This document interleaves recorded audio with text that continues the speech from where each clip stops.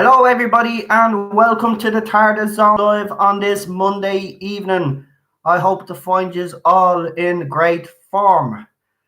I certainly am. So, bit of positivity wouldn't go astray, what? With all the nonsense that's going on. But I will briefly say a few things. I'm not going to go on a big mad rant or anything, but Disney trying to get this whole Baby Yoda meme, they're trying to get. They're taking it offline, which is absolutely ridiculous, but it's typical Disney fashion. They know this will generate some hype, and I honestly think this whole Baby Yoda thing, it's just to get hype around the Star Wars fans and distract them, to be quite honest with you. So, yeah, I think it's ridiculous anyway. That's all I'm going to say on that. Um, but tonight, you know what? I'm wanting to do it for a while anyway. And there will be some positivity. There'll be a lot of it. And I think we should talk about the companions tonight, right? Classic and new Who companions, right? And we find out who people actually like and who people dislike. And of course, people are going to dislike a companion. Not all companions were loved and liked. And you know, we don't necessarily have to concentrate on the main companions. For example, Wilf, I would class as a companion. I would also class the Brigadier as a companion, and many others that have appeared with the Doctor. For example, Kylie Minogue in the Titanic, Astrid, wasn't that her name? Yeah. I would class her as a companion too. So companions like that as well. So let's get a little positivity going. And of course, also, if there's anything else you would like to talk about, but let's try keep it positive.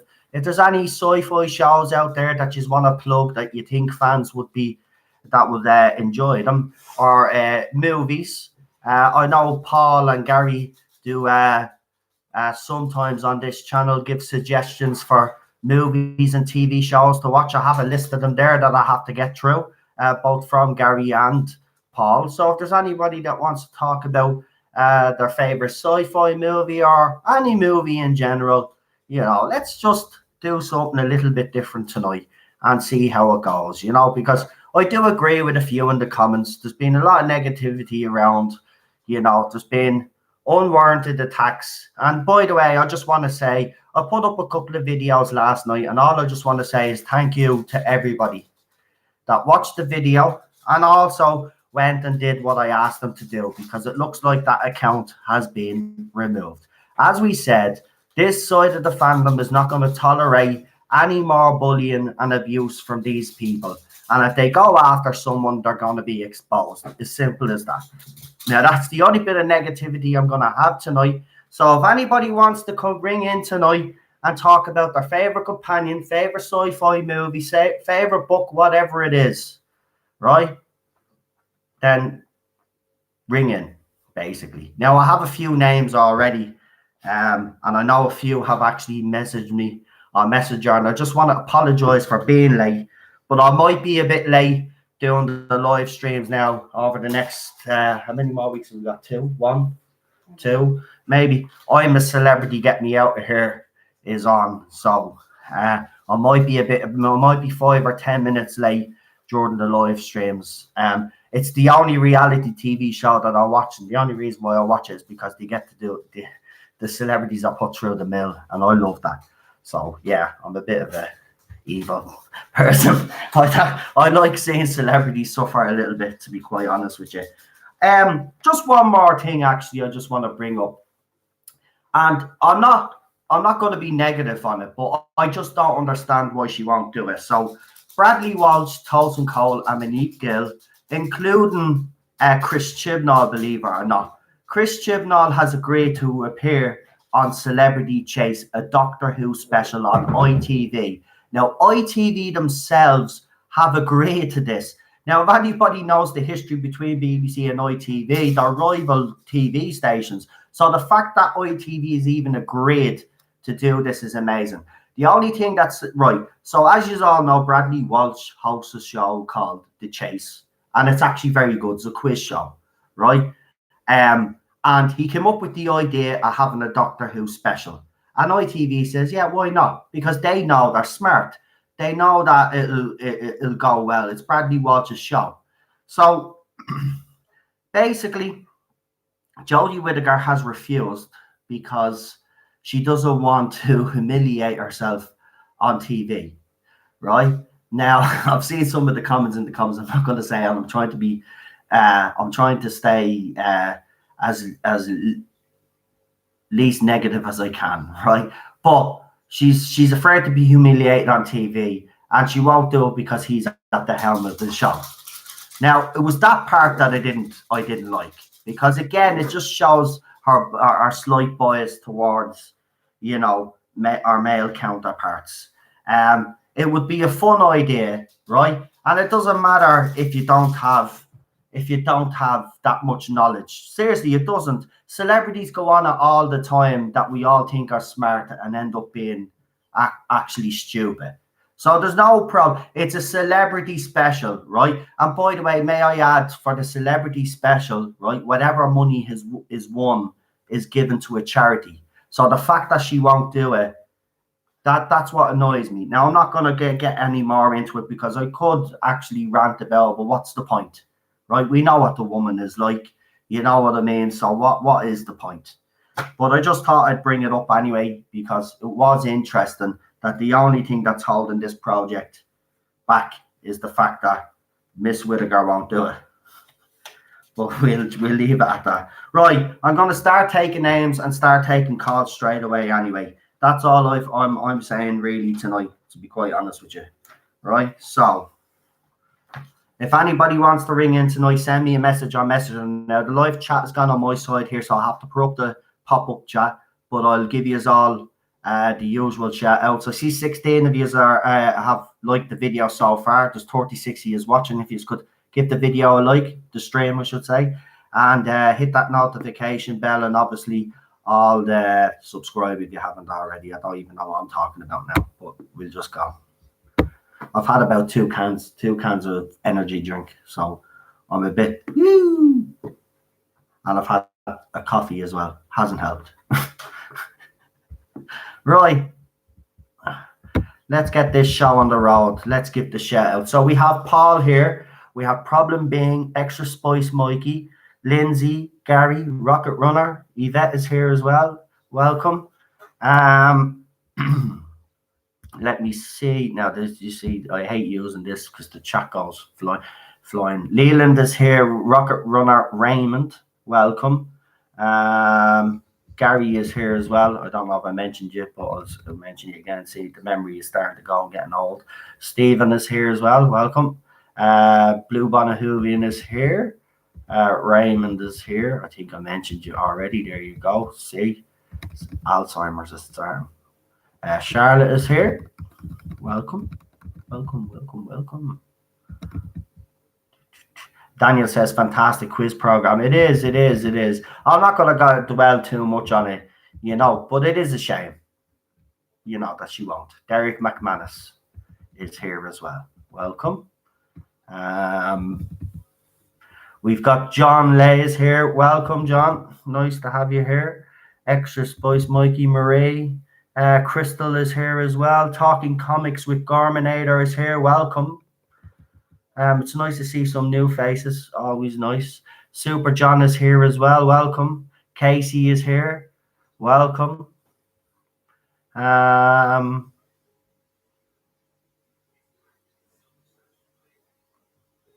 Sorry to hear about your back, Paul. It's not nice. Back problems are bloody horrible. Cheryl does suffer from back pressure. Cheryl's neck is at her today, isn't it? Yeah, she's in a lot of pain. She must have twisted it when she was asleep. Did you twist it when you're asleep? She doesn't know. But she suffers with it. It's horrible. And painkillers don't work a crap, So, yeah. So that's everybody, I think. So I'm just going to head straight to and see who wants to come on.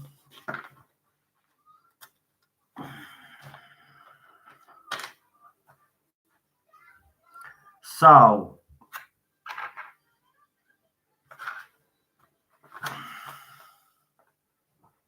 I'm just writing the names down as usual, and then we put them in order. Jonathan as well.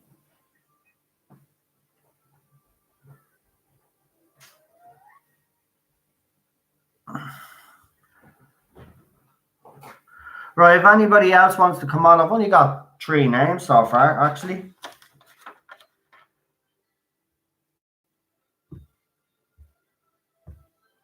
All right, let's see.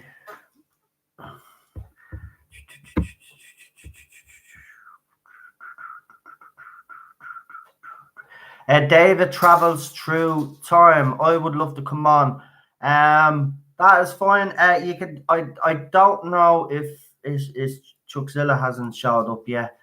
Does anybody know how to put the messenger in the live chat? I still don't know how to do it. To be quite honest, I keep saying that, but I have to start learning these things now. To be quite honest with you, but if anybody can put me messenger in the live chat firm, and we try to get as many of you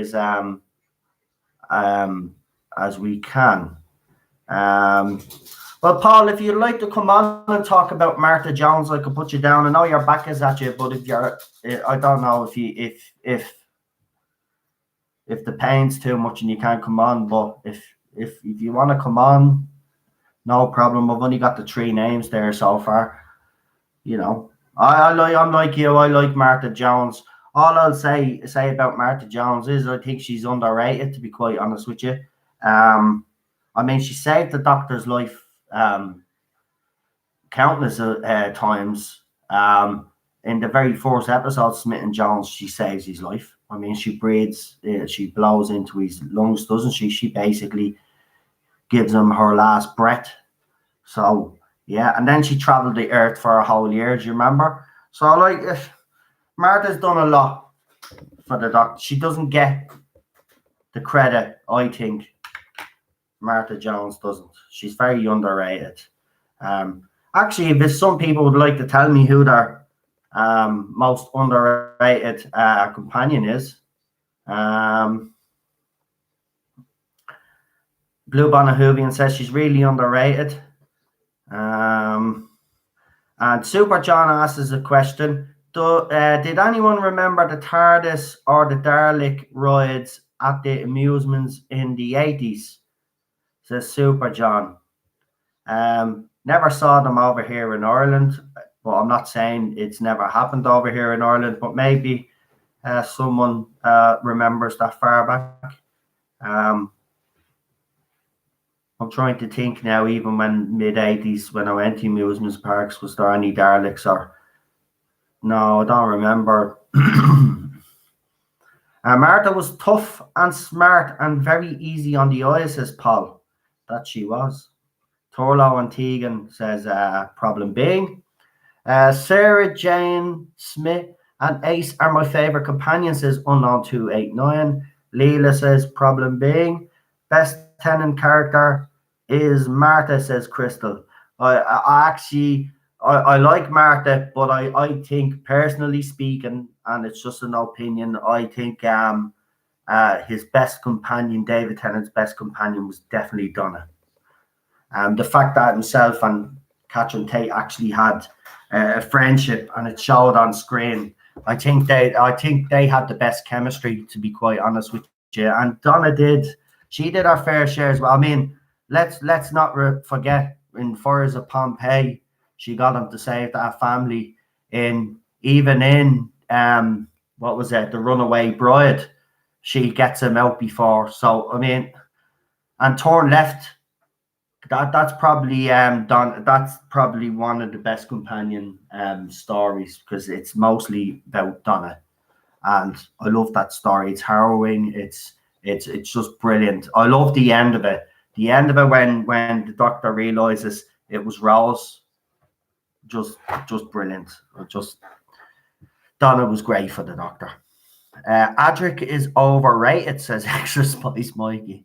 I don't know about that now. I think Adric gets a lot of stick.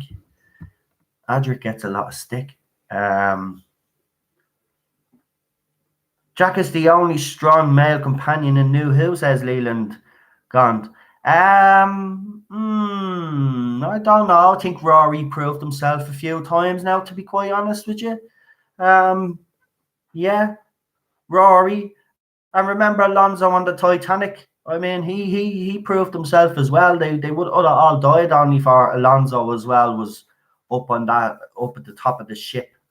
You know, he saved them all basically. So I don't know. Wilf was very brave.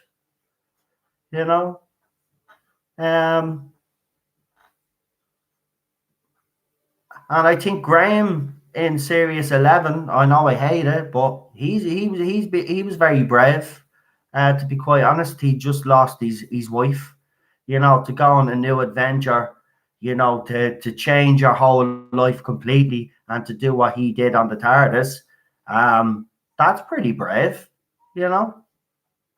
So I don't know. I mean, we all have different opinions on it, but and I mean, I think he was brave. So I don't know if I'd necessarily agree with that one now. To be quite honest, that Liz Shaw was good. David travels through time. I liked Liz Shaw. Yeah, I did. Let me see. I don't want to miss. I'm trying not to miss many because it's over this side now. So I'm probably looking weird. Martha was great in Human Nature. There's not one story I don't like with her in it. I agree. I think Martha has had solid stories. Even in Series 4 when she came back, she the Santaran double bill, wasn't it? I know it's not everybody's favorite double bill, but like, you know, she was good in that. She had to play two parts. Do you remember? She played the clone version of herself as well.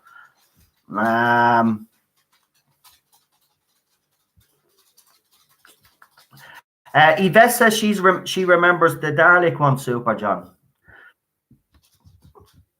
So there you go. Someone does remember. Does Susan count as underrated?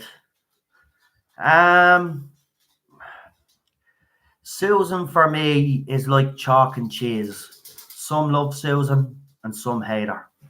I'm kind of in between. If you get past all the screamy moments, she actually has some good moments, but I just can't get over the screamy moments, to be quite honest with you. So, yeah, I don't like Susan, really. I thought Barbara was brilliant, but Susan, no. I don't know. Some people like Susan.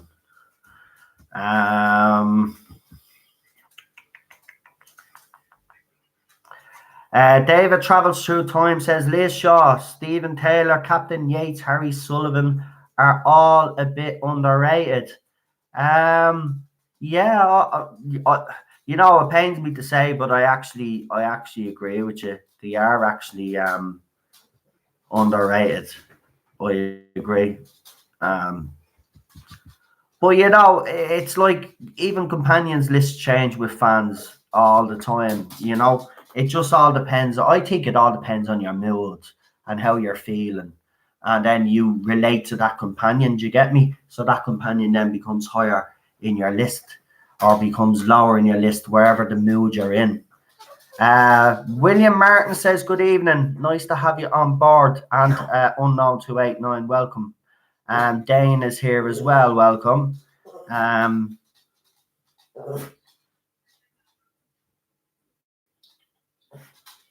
Martha Jones saved the day when the master, and she was very good. Martha is my fave, says Dane. Yeah, Martha is oh, there's Teddy now. Come here, buddy. Oh, you want to say hello to everybody, don't you? Now, there you go, buddy. Come on, and we'll read a few more of these comments now, will we? And then we take a few phone calls. Okay, K9. Relax yourself now. Right, let's have. Loved Leela, named an old pet after her, says Leland. Yeah, that's cute as well. This is Ted, by the way, for anybody that's new to the channel. This is our little mascot. Yeah. He's normally a bit less jumpy. but he's very excited. You're very excited about being on, aren't you? Aren't you? Yes, he is. We have Derek McManus here as well. Welcome, my friend. They had a red Dalek ride in Barry's Port Rush when I was a child back in the 70s. Ooh, there you go. So we've had it in the 80s and the 70s. Nice. I like Nessa, even though JNT watered her down over time. I like the scientist, says Paul. Yeah, she's not. For me, she's not that memorable. I'm going to get criticised for that, but for me, she's not that memorable. Yeah, I don't know. Let me see where we got. I really thought Harry Sullivan was underrated, says Blue Bonnet Hoovian. I agree. I love Harry actually. Harry and Tom's doctor had a bit of banter between them as well, and I just loved the way he was so old fashioned. And I know, again, I don't want to get negative, but with all the man bashing that's going on lately, there's nothing wrong with being old fashioned. To be quite honest with you, once you're not being a sexist pig, but I like Harry Sullivan. I like the way he still had and he called Sarah Jane old girl. Now I know she didn't like that and all that, but like I just love Harry. Harry is brilliant. Yeah, and he is underrated. He really is. But he should have been in it longer. I do agree with people that say, Harry Sullivan should have been in Doctor Who longer. I agree. The real McCoy, welcome. Oh Jesus, it jumped up there. That never happens. Well, it does a few times when I'm on this side. What am I saying?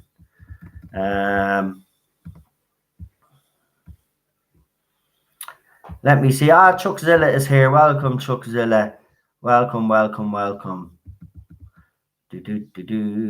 Remember, guys, we're trying to keep it positive tonight. So please, just for look, a couple of people have said it in the chat, and I agree. Let's stay positive tonight. We don't really need to be. We've talked about the trailer enough now. We've talked about our costume. We've talked about other stuff enough now. So we'll just wait for the next bit of news to come out, and we'll see what happens from there. That's the way it goes. Well, Martha was technically in 2 seasons then, because she did pop up in series 4.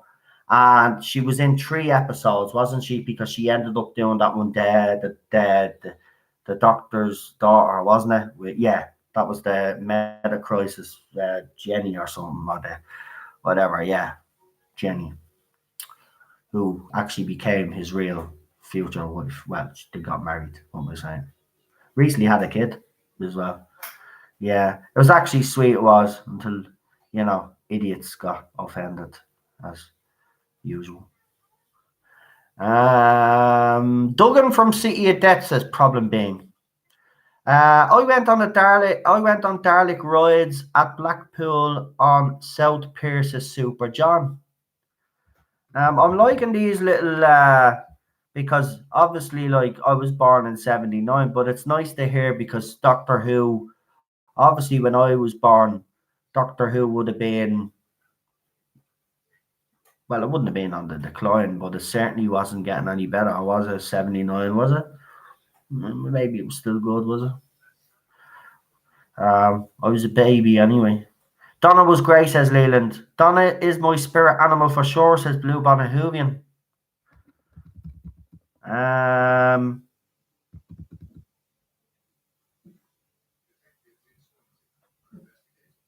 I was skeptical about Donna at first, but she won me over. See, here's the problem I have. People judge Catherine Tate's Donna Noble on The Runaway Bride. Now, in The Runaway Bride, I will admit myself, I'm a huge Catherine Tate fan. She did irritate me in that episode, right? Because they made her too loud. But they struck the balance right by series 4. Yeah, the first couple of episodes, but when she really got into it, I mean, the scene where they foresee each other, is absolutely the Annie Post episode is brilliant. That interaction where he's at the window and she's explaining to him how she found him on the internet and doing all that's just classic Catherine Tate. And she actually did tone it down. And I love Donna. Donna for sure is my favorite New Who companion, and I think she is the best companion. But that's just my opinion. I think she's the best New Who companion. Of course, a lot of people like Rose, but Rose is obviously because I think she only gets high up on this because she was the first companion. But if you actually break Rose down, different kettle of fish altogether. Yeah, let's leave the mean lady alone for once. I agree, Paul. There's no point to just keep harping on about her now. Just wait until the next thing comes out, and then we'll just. That's what we do. You know what I mean? Let's just focus on something good, and you know what I mean. So, Rory is a drip, says Leland. RG Ross says Rory was a wimp. I disagree. I mean, Rory's character development in that show was spot on. You got to see him grow. I'll admit he was in some circumstances, right? But he saved the doctor. He pushed the doctor and he got hit by that shadow. Was it what? Remember he disappears, the crack in the wall arc, right? And you remember he pushes bleeding Matt Smith's doctor out of the way or Amy out of the way to save them, and he gets shot. Actually, gets shot by a woman. This the fucking what's her face? The lizards. Yeah, what was it, Madame Bastard? She wasn't Madame Bastard then, was it? It was her sister, wasn't it, or something? I don't know. They never really explained that one. Yeah. Well, anyway, one of them lizard people. I forget what they're called now. Oh, Solarians. Yes. Jesus Christ, me head. It's all that sugar. It's all that sugar. I'm telling you. My advice to you is don't drink any energy drinks. They mess your head up. Yeah, the Silurians, right? So he gets shot. Do you remember? And because he saves whoever it is. Rory was far from a wimp, right? I mean, he was even in Roman bleeding times, for God's sake. He survived that. How do you think he would have survived that if he was a wimp? He would have been, seriously, do you think he would have survived being a wimp during the Roman times? He stayed through the whole lot of that. Remember, he has that conversation with the doctor. So, no, I disagree. Rory was not a wimp. He might have started off, but Rory proved himself over and over and over again. And when he needed to, when he needed to be counted on, he was always there. Ted, come on, get away from that shelf. You're not allowed in there, buddy. Come on, chap. You're not allowed in there now. I should block that off, really, to be honest with you. Welcome, Raymond. Donna was great, but she's definitely not underrated. Nardole is underrated, says Super John. I agree. He gets a lot of stick. But Nardole, I thought, was brilliant. I mean, of course, people don't like him. That's fair enough. But I actually like Nardole. So, David travels through time. I love that.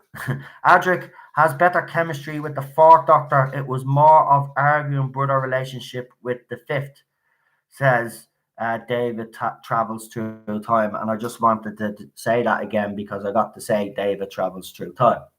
I love that one.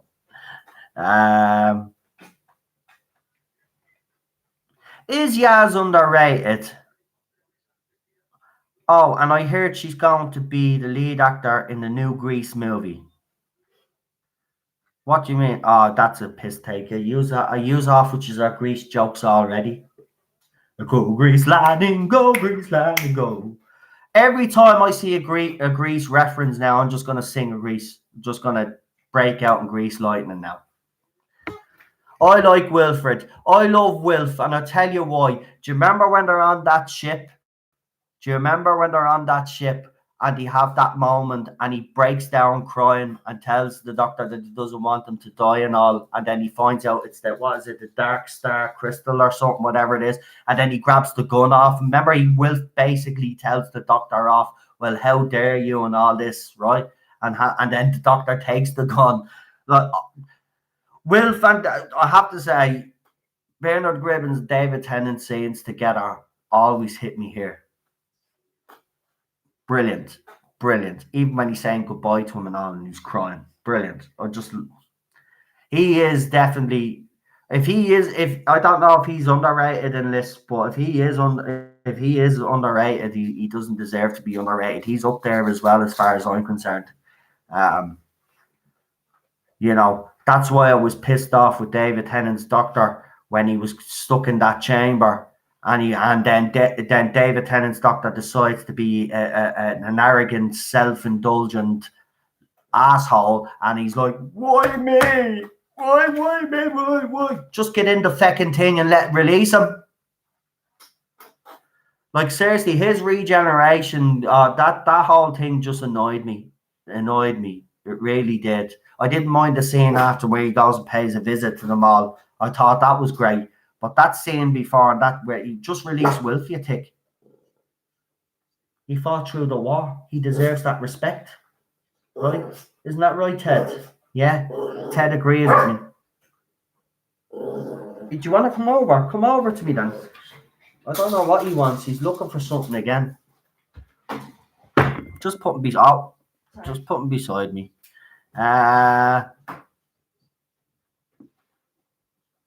I disagree with you all saying Rory was weak, but of course we do have different opinions, but I actually disagree. You look at his character development, go back again and watch. From the very first episode we see Rory, yes, he comes across as a bit of a wimp, right? But look at him all the way through his series and look at Rory's character development. I'll give Moffat one thing. He could character develop when he really wanted to. And Rory is one of those prime examples. I actually have to disagree on that one. I really do. Because you have to look at it. He's character, and he did. No, man. I mean, he was even going to jump to. No, I disagree. He's not a wimp. He jumped off a ledge. He did, and his wife joined him. Wimps don't do that, right? Sorry, I disagree. This actually had to annoy me that he's actually not a wimp.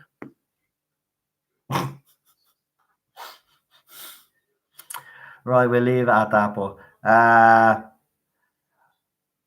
Wilf was fabulous. His performance in Tennant's Swan Song was amazing. I agree. I absolutely agree. That's what I mean. It gets to me. Wilf just gets to me. Wilf was the Doctor's father. What if Wilf was the Doctor's father, says Super John? Look, even if that, look, as far as I'm concerned, he was a father figure to David Tennant's Doctor. When he sat in that cafe and the Doctor cried in front of him and told him that he was going to die. Like, again, you know what I mean? It just Wilf again. I'll defend some of these if they need defending. And I'm being honest, I honestly do think Rory needs defending. And Wilf, if he's underrated, if people think he's underrated. But I don't see anybody saying he's underrated here. But he's not. He should be up high in the companion list, in my opinion. Stephen Taylor is very underrated. He basically held the show together during the chaos of the third season, says Gary. Liz Shaw was tough. I like Liz. Yeah, we like strong women when they're portrayed properly. Lindsay says, I preferred Perry with the Fifth Doctor. Blue Bonnet Hoovian says, oh no, that's a private conversation. Sorry about that, guys. Sorry about that.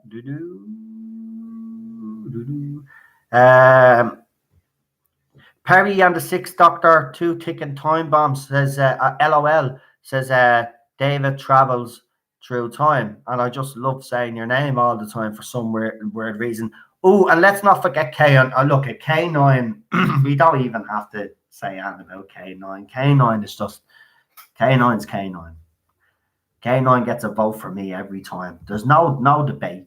Every K9 episode that I've seen, right? That or every appearance in Doctor Who that I've seen K9 in, and I'm not going to say that they've all been great because they haven't, right? But I've enjoyed it because K9's in it. I just love K9. And I know it's a stupid robot looking dog, right? And it is. It's stupid looking. It's like, back then that's just the way it was. And you know what? The one thing I was hoping when I heard K9 was coming back to Doctor Who, right? I was just hoping, right? When the rumors were starting that he was gonna come back, right? School reunion we found out, right?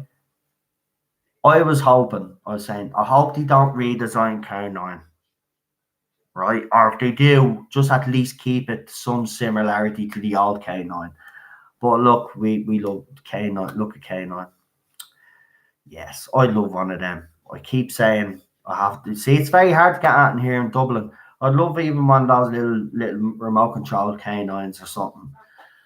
They are brilliant. Or K9, you see. I think Star Wars have something where you talk to BB-8 and it can turn on shift fire or something like that. I'd love a K9 that could turn on stuff for me. It'd be brilliant. Mel was worse than Susan, says problem being. And Chuckzilla and says, please smash that bleeding like button. I love that. Do you know what? I've been liking the way you've been saying that lately. That's brilliant. And please smash that bleeding like button. Isn't that right, Teddy Bear? He's right. He's sitting beside me here. Susan was a good stumbler. Actually, do you know what? Even watching the classic here and watching how they fell back in the day, especially Susan or even Sarah Jane when she slid down that hill in the Five Doctors or that little ditch or whatever it was. But you know what? It didn't matter because the stories were good. Susan Foreman isn't her real name. So what is Susan's real name? Asks Super John. Susan was okay with 60s TV, so take her with a grain of salt, says Paul. Yeah, it was, and that's the way they kind of did act in the 60s. We kind of have to, you're right, we really do have to take that into account. But the stories, as I said, do you want to come over to me, Ted? Come here. Because you're crawling up on me there for some weird reason. Come here. Yeah. Now, if you sit quiet now, you can sit here. All right? Now, we'll turn you around so people can see you. Right. Blue Bonnet Hoovian says, oh my God, it doesn't get any less irritating on multiple viewings of Susan either. And Dane says, I did not like Bonnie Langford. A lot of people didn't like her, Dane, so you're all right there. Leland, I liked Harry Sullivan, great character. No one knows Super John is the answer to that question. Problem being says Susan who? I like what you did there, my friend. Michael Richardson says, hi everyone, I'm on my break, but I thought I'd just come in and say hi. Oh, I really appreciate that. Do you hear that? Someone's in work, they're on their break, and they came to say hi, and all you can do is bark. What are you looking for, buddy? What is it you want? What do you see on the table? What is it you want? I'm kind of like, trying to host a live stream here, buddy.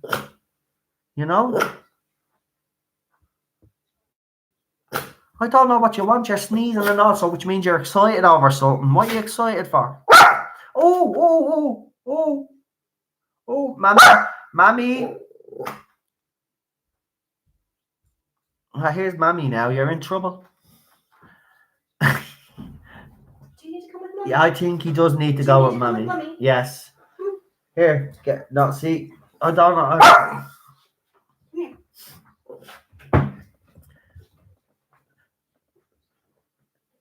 See you later, you little terrier. Right, I liked Harry. Oh, I read that one. Harry and Sarah Jane together were brilliant, says Yvette. I agree. Raymond Williams, Zoe is good in the Troughton era. My favorite companion from that era. Right, I'm going to try breeze through some more of these comments real fast and start bringing callers on, because I know a few people actually have to come on because obviously time constraints. I think we're nearly there though. Joe Grant still rocks and Cathy is still rocking, says the real McCoy. We love Joe Grant. I mean, our very first scene where the doctor dismisses her, kind of, and she has to stand up for, and she does stand up for herself, and fair play, and that's what you want. That's a good female character. That's how your character develop. She's kind of the doctor dismisses her and thinks she's just like a cup of tea kind of girl, and she kind of proves him wrong, and she does. Even when she's told not to go anywhere, she does. She puts her own life at risk to prove to these people, prove to these men, because it was a male-dominated place that she was in, to prove to these she was on the same level as them, and she proved herself as well. So we love Joe Grant. Joe Grant does rock. Yes. Oh, Paul says Joe Grant for me was useless. Well, as we said, we've all got different opinions on that one. But yeah. Well, I don't see it, but yeah. Teddy Time says Chuckzilla. Nah, he's gone now. I like Cushion movies because he invented the TARDIS with the help of his granddaughter, says Super John.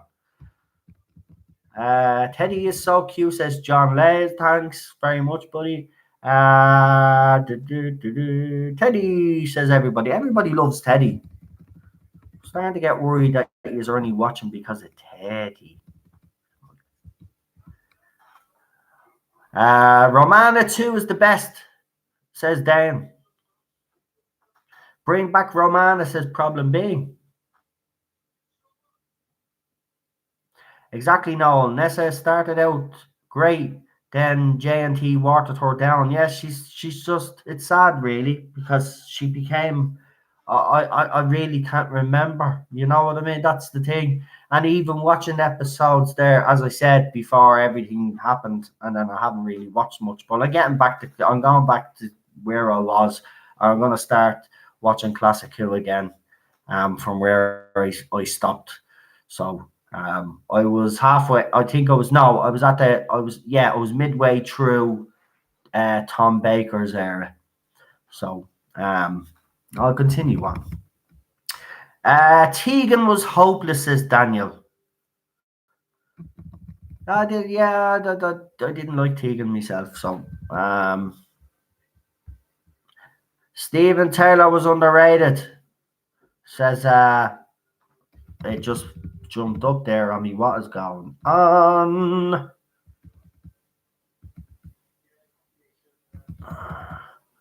Teddy is kind. Teddy is making himself known. Teddy. You know, it'd be deadly if I could do a live stream and have Teddy, animated Teddy walk across the screen, say every half hour or something, and that would be the signal for people to like the video. That would be brilliant, actually, wouldn't it? Oh, that would actually be a great idea. I wouldn't have the slightest clue how to do it. I'd probably need to get a green screen and all that rubbish. Which some YouTubers use, which I'm not knocking. It's nice to have a deadly background. I suppose people are getting sick of that background now at this stage. Bonnie Langford is a lovely person, though. Yeah, nobody is denying that. It's just nobody liked their companion. And it can happen, But again, some people will like her, just because I don't like her, there might be some people out there that like her. I actually think that Teddy idea is a good idea, actually. What do people think? That would be good. Be kind, no negativity, says Paul. As I said, yes, please just do us a favor tonight, right? We've already discussed the trailer, right? You see me discuss it on Ball Stretch channel, and I did a live stream the other night where I basically just went on a 4-hour rant, right? The end of the day, we've said everything that we needed to say. Everybody got to ring in and say what they needed to say. let's just do a different kind of show tonight where we just, a little bit of positivity doesn't go, it won't go astray. Why not? Come on, we've had too much negativity the last couple of weeks. I don't know. This era is completely destroying the fandom, though. That's all I will say. And it's sad. It's sad. Yeah, you're right, Paul. I agree with you. Classic Who used to cast theatre actors and good writers. Well, you put God, but I'm assuming you meant good. Typos are a pain in the hole. Right, let's come here. Look, I've talked long enough, and I know it went on for an hour, but listen, I don't think he's minded me because I've read out. I haven't actually went through the chat. I do the shout outs, but I actually haven't went through the chat and actually read out user comments in a good while. So why not? Excelsior, and Bad Wolf 66 have joined the live chat. How are you guys? I do love the sound of my own voice. Who doesn't? Who doesn't? You know? Hello, darkness, my old friend. So come here, just to let you know, another little bit of positivity. Do you know what? I'm probably gonna piss myself laughing now, and a lot of yous in the comments are gonna piss yourselves laughing. So basically, I put up a poll. So when I was on 59 subs, I said to me subscribers, if I get to 500, I would sing a song. Right? Obviously, I said if I got to 1,000, which I never thought would actually happen, but it has obviously now, I would sing probably 2 songs. Right? I said probably. Well, I did say I'd sing 2 songs, but the 2 songs I have chosen, right?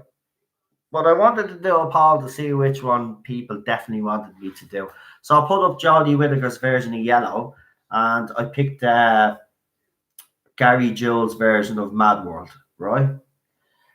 So I should have seen this coming, but Yellow is storming ahead.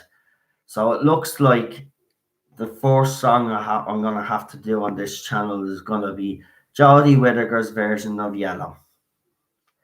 So well, the vote is still not over yet. There's another 6 days, 4 days maybe to go on the polls. So we'll see what happens. We'll see what happens, but it's racing out in front. So if people are sick of hearing the song Yellow, because I am at this stage, because obviously I've been practicing. If everybody is sick of the song Yellow, because I am, help me. Vote the other one. And I'll tell you what, if you vote the other one, I'll pick a different song and I'll do you as a different song as well. Right? I just look, I put it up, I didn't think it was gonna win, but then people will say, well, you have to stick to your guns. So yeah. Either way, I'm not gonna come out. Well, I will because it's grand. I already sing it better than Jodie Whittaker anyway, so and I've no auto cue, so it's great. Brilliant. How do I phone in? Says where did I see that? Where did I see that? Right, Chuckzilla, I think I seen you in the live chat. Could you do me a favor, pal, and get me messenger link, and could you put it in the live chat for me, buddy? That's how you will get in touch with the show tonight. So if you want to get in touch tonight, there you go. He's put the link there in the live chat. Just click into that, send me a friend request on Messenger, not on my Facebook page. Some people have, don't worry, there's some people I will add, but a lot of new people are adding me, and I'm being honest with you, I have to get to know you first before I add you onto my Facebook page, even though there's nothing private on it anymore. It is basically became a Doctor Who Facebook page, my own private Doctor Who Facebook page, really. I put up all my live streams there and stuff. What if you deleted Facebook? I think you can still get I'm not sure now. If people, can you still get the Messenger app? People in the live chat, can you still get the Messenger app if you don't have Facebook? Because it would be stupid actually if you have to sign up to Facebook. I think you can get it through different apps though.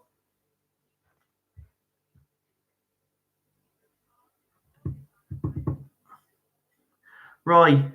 I'm gonna start taking calls, and I love those photos.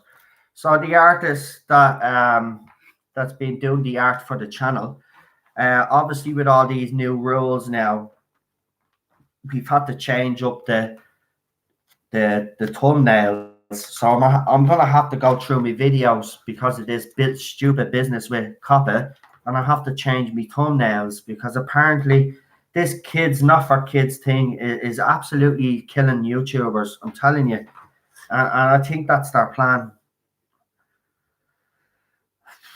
You have to be careful what thumbnails you use as well. Just finished work today, so I'm going to be joining the chat in a few. Right, so Yvette, are you coming on tonight? Whoever wants to come on tonight, give us a text now. I'm going to get my first guest on, and that's Daniel. So I'm going to get Daniel on now because I've left people waiting long enough. So Daniel, I've given you the usual message there. If you're ready, just give us a thumbs up, mate, on Messenger, and we will get this show on the road. And if anybody else wants to ring me on or text me on Messenger now. You don't need Facebook to get Messenger, says Rossi G, or says Problem Bing. So anybody that wants to, there you go, Messenger is updating right now. Speak of the devil, says Bad Wolf 66. Too late for a story tonight, 11 o'clock. Well, hold on, what have I brought? I don't think Daniel would mind if I brought you on first, Yvette. I'll ask him because you have been waiting to come on for a while now. Daniel, do you mind if Yvette comes on first? You could say if you can't do your heaven sent thing, Yvette, you could just come on and talk for me because I know you've been wanting to come on for a couple of days, so I will bring you on if Daniel is okay with that. And we'll see now. Rick is free for a chat. Right, no problem, Rick. I'll put you down, my friend. I'm just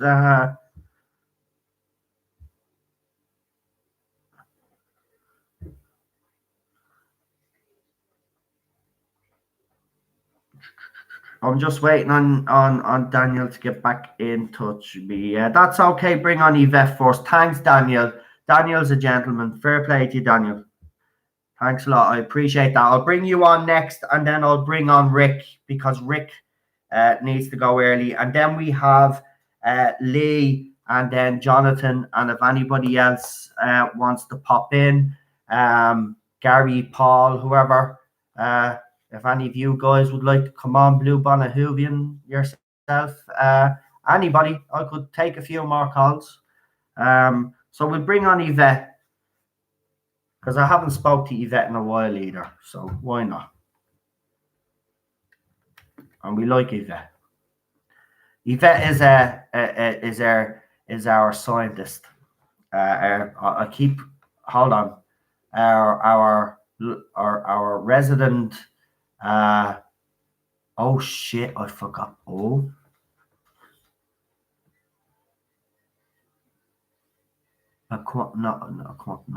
Quantum physicist. Old age. She's gonna kill me for not remembering.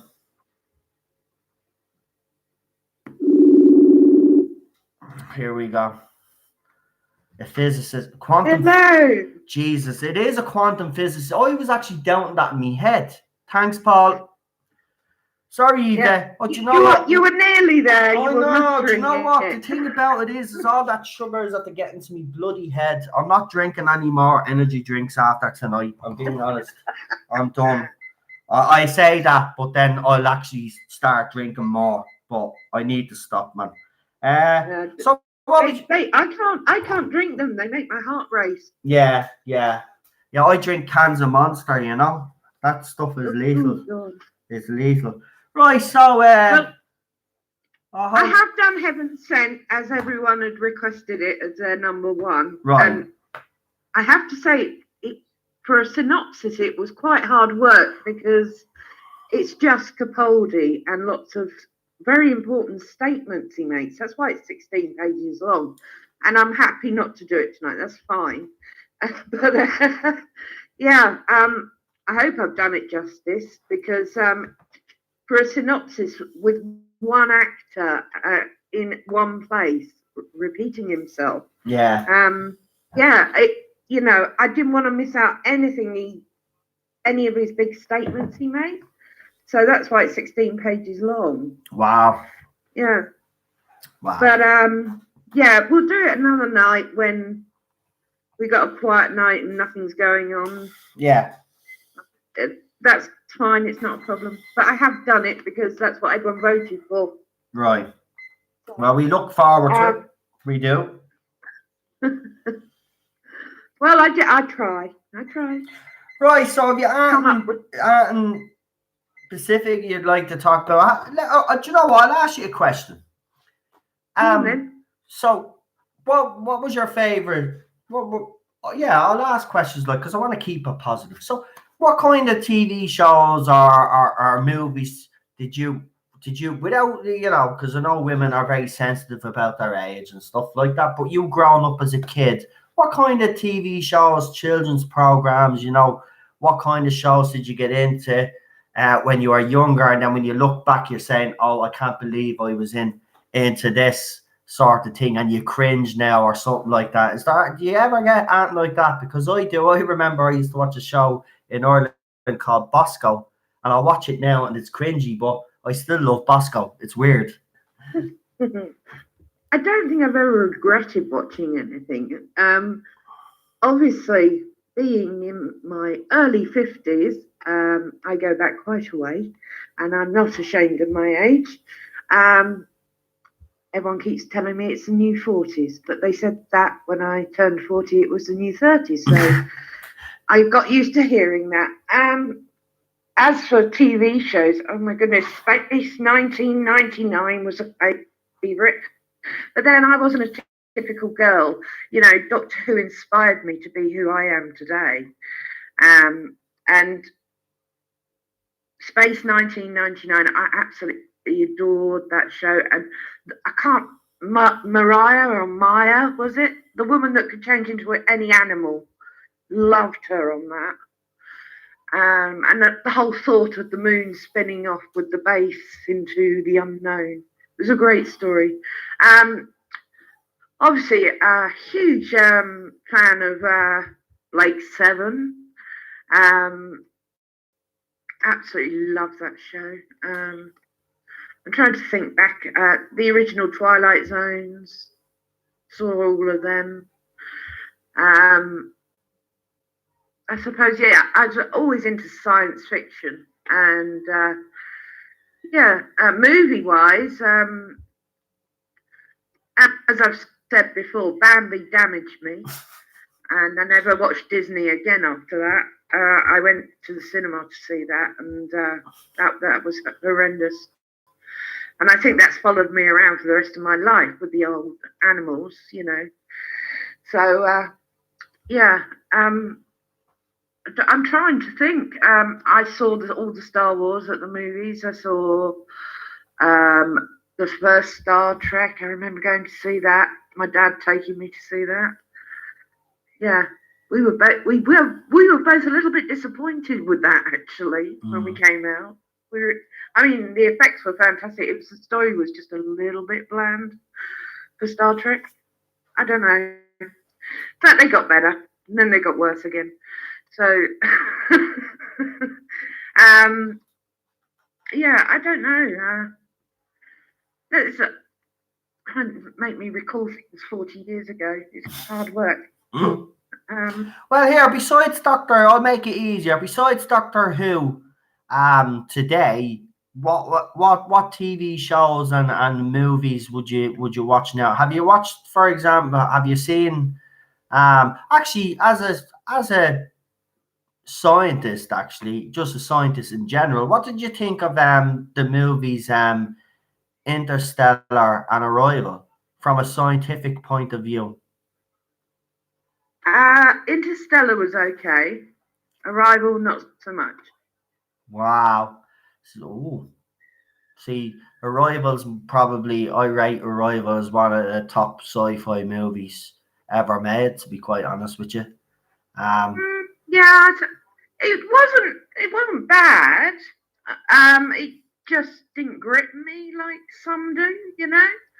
Um, I think probably the two worst sci-fi movies I've ever seen was Contact and Gravity.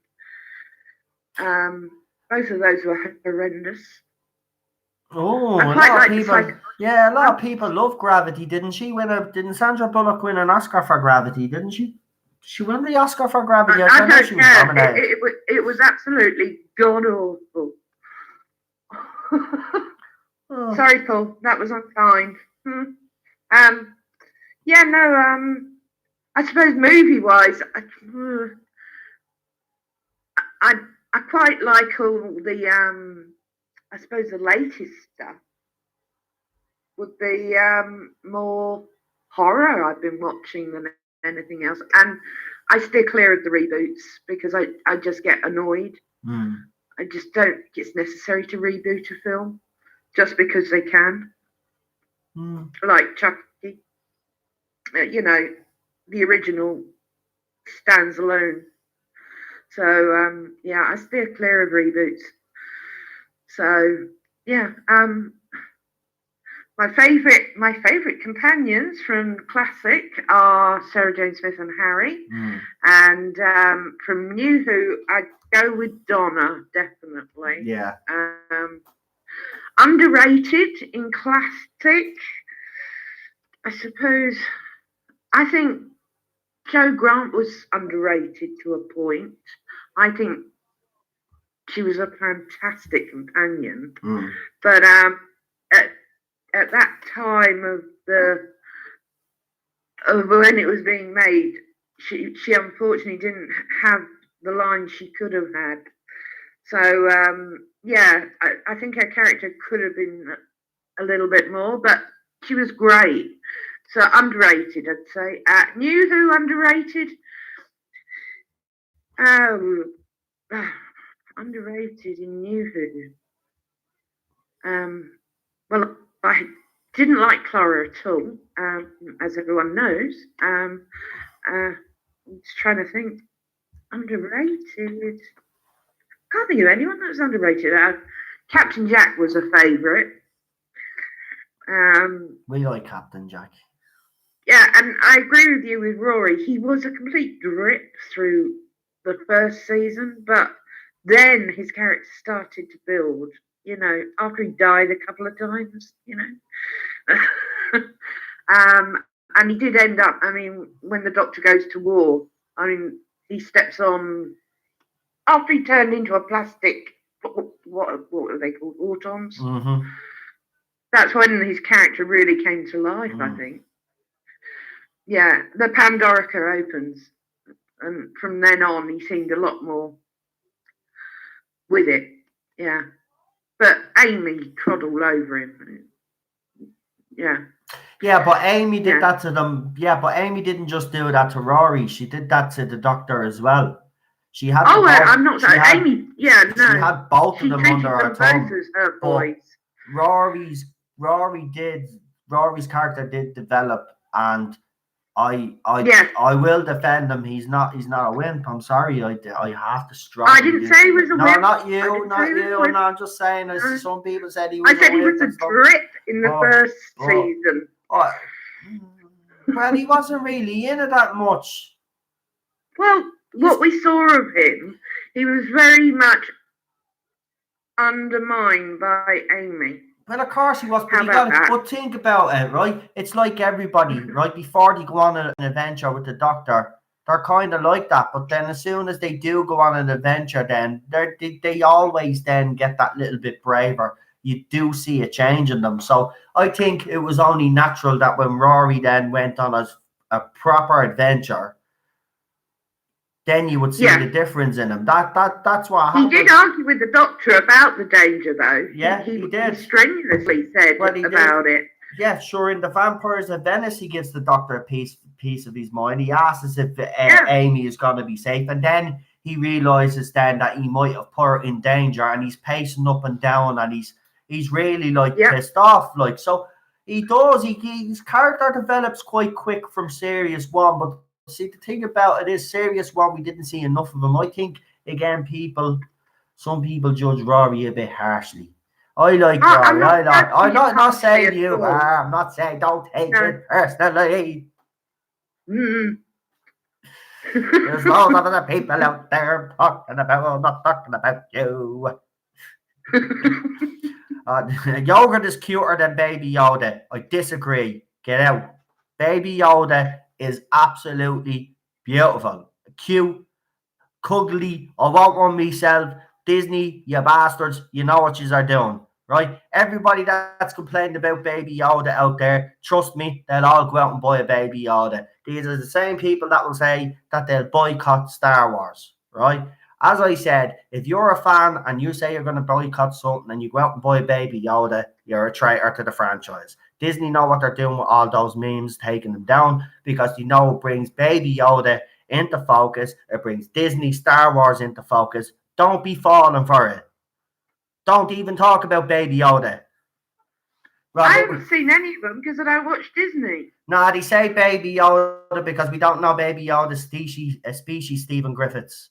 So that's why we just call him Baby Yoda, because we don't know Yoda's species. So because it was never explained. So we call him Baby Yoda. It might be even Baby Yoda. It could be a clone. There's all different theories. But so yeah, I mean, Rory Gray. Who did you not like? Is there a companion there? Oh, well, classic. The very first one is, of course, Bonnie Langford, Mel. Oh my God. That I didn't like Perry very much. No. I know the guys liked her for certain reasons, but I found her annoying. Well, we wouldn't be mad. And Tegan was just a little bit too timid. Mm. Oh, but then Adric annoyed me royally as well. So yeah, I've got a few that I think, it was all up and down with the companions. I mean, sometimes they had robots. He had a robot, didn't he, Tom Baker, for a while? Mm-hmm.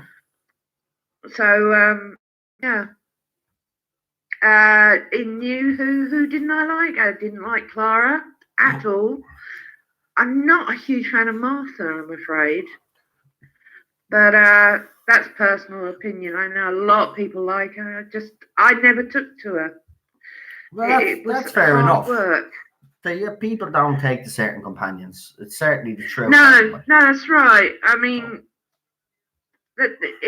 it's all personal choice, isn't it? Yeah. I mean, unpopularly, I liked Rose, but I do agree the whole romance stuff was just unnecessary. But the story arc and the final ending that RTD did was just mind-blowing, bringing everyone together.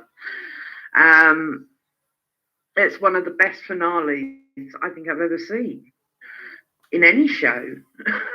What, the Stolen Earth episode? Journey's End? Yeah. The 3 episodes. I mean, from Turn Left or whatever. The 3 together. I mean, that was supposed to be RTD's finale and leaving. And he, because David Tennant was going to go, and then he changed his mind, and that's why we got the specials. And but that had already been written, that one. So it was, it was an amazing ending to a season, that one. And of course, it had the Daleks and Davros in it, so I was like a pig in shit. Yeah. And what a way to end this. God.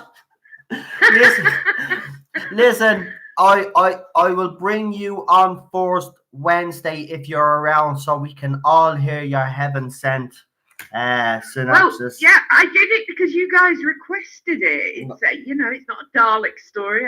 The others were Dalek stories. So no, that's fine. We will give you the platform. There and wrote it, so I'll just let people know now that when she is my first caller, whenever she's finished. There will be no time limit like we do have, because I try to get as many calls in. I'll try and read faster. But no. You'll do it. You'll do it. Listen, you will do it. You will do it at the pace that you've been doing them, and wherever time it takes to get it done, Well, you I will don't get like it to done. steal time off. You of won't other be stealing people. time. Lots Everybody, of as you people- said yourself, people requested this, so people will enjoy listening. And to be honest with you, if everybody remembers our Dalek impression, just remember the Dalek impression. So yeah, so it's grand. We want to hear it. So thanks, Wednesday, go when we start, we'll bring you on first. Okay, no problem. Right. Yeah, I'm always up for that. No problem. All Right, right. listen, you look after yourself and we'll talk to you Yeah, on Wednesday. take care of yourselves, and congratulations on hitting over 1,000. Thanks very much. I'm still kind of shell shocked a bit because the subscriber count Yeah, is I still bet. down. It's like brilliant. mad. Thanks very much. I appreciate it. I know I congratulated you, but I I'm know. saying, Thanks a lot. No, seriously, I appreciate it. It really means a lot to have you as a support as well. Right, Yvette, listen, talk to you soon. Well, we'll talk to you Wednesday.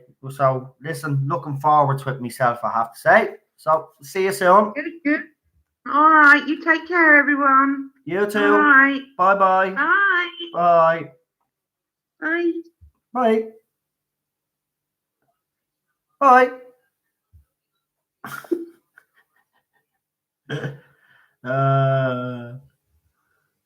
Right. Love it. What's next? Here we've got. But listen, all I'm just saying is that, you know, we've got hypocrites on both sides of the fandom, you know, and when they see the Baby Yoda, everybody's coming out and saying it's cute, which it is. It is cute. But like, you need to stick to your guns. Forget about Baby Yoda. They want you talking about Baby Yoda. They've done what they've done, right? And got the who was it that broke it? It doesn't matter who broke it, but they got whoever they got. IGN, right? They got IGN to break it because they knew then that it'd keep Disney in focus, right? So everybody be concentrating on Baby Yoda. You've actually done the marketing campaign for them because YouTubers now have concentrated their videos on Baby Yoda when they should be concentrating on the shit show that is The Last Jedi, or The Rise of Skywalker. Sorry, The Rise of Skywalker. So 1 to Disney, 0 to the YouTubers. You know, sorry, but it's the truth. Should be focusing on the movie. Forget about Baby Yoda.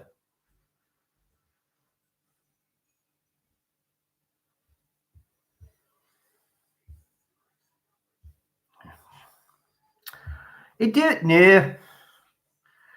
Well, that's what they've done. They're very clever. The reason why Disney will never die, as I said, is the fact that remember, guys, you don't ring me. There's a certain list. Just you can't ring in and come on. We've got a list. I have to put you down on the list, and then you can come on. Someone is ringing me there. Unfortunately, we don't. We have to put you down on the list.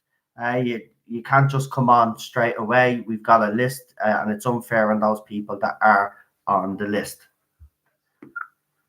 So we'll bring on our next caller, which is Daniel.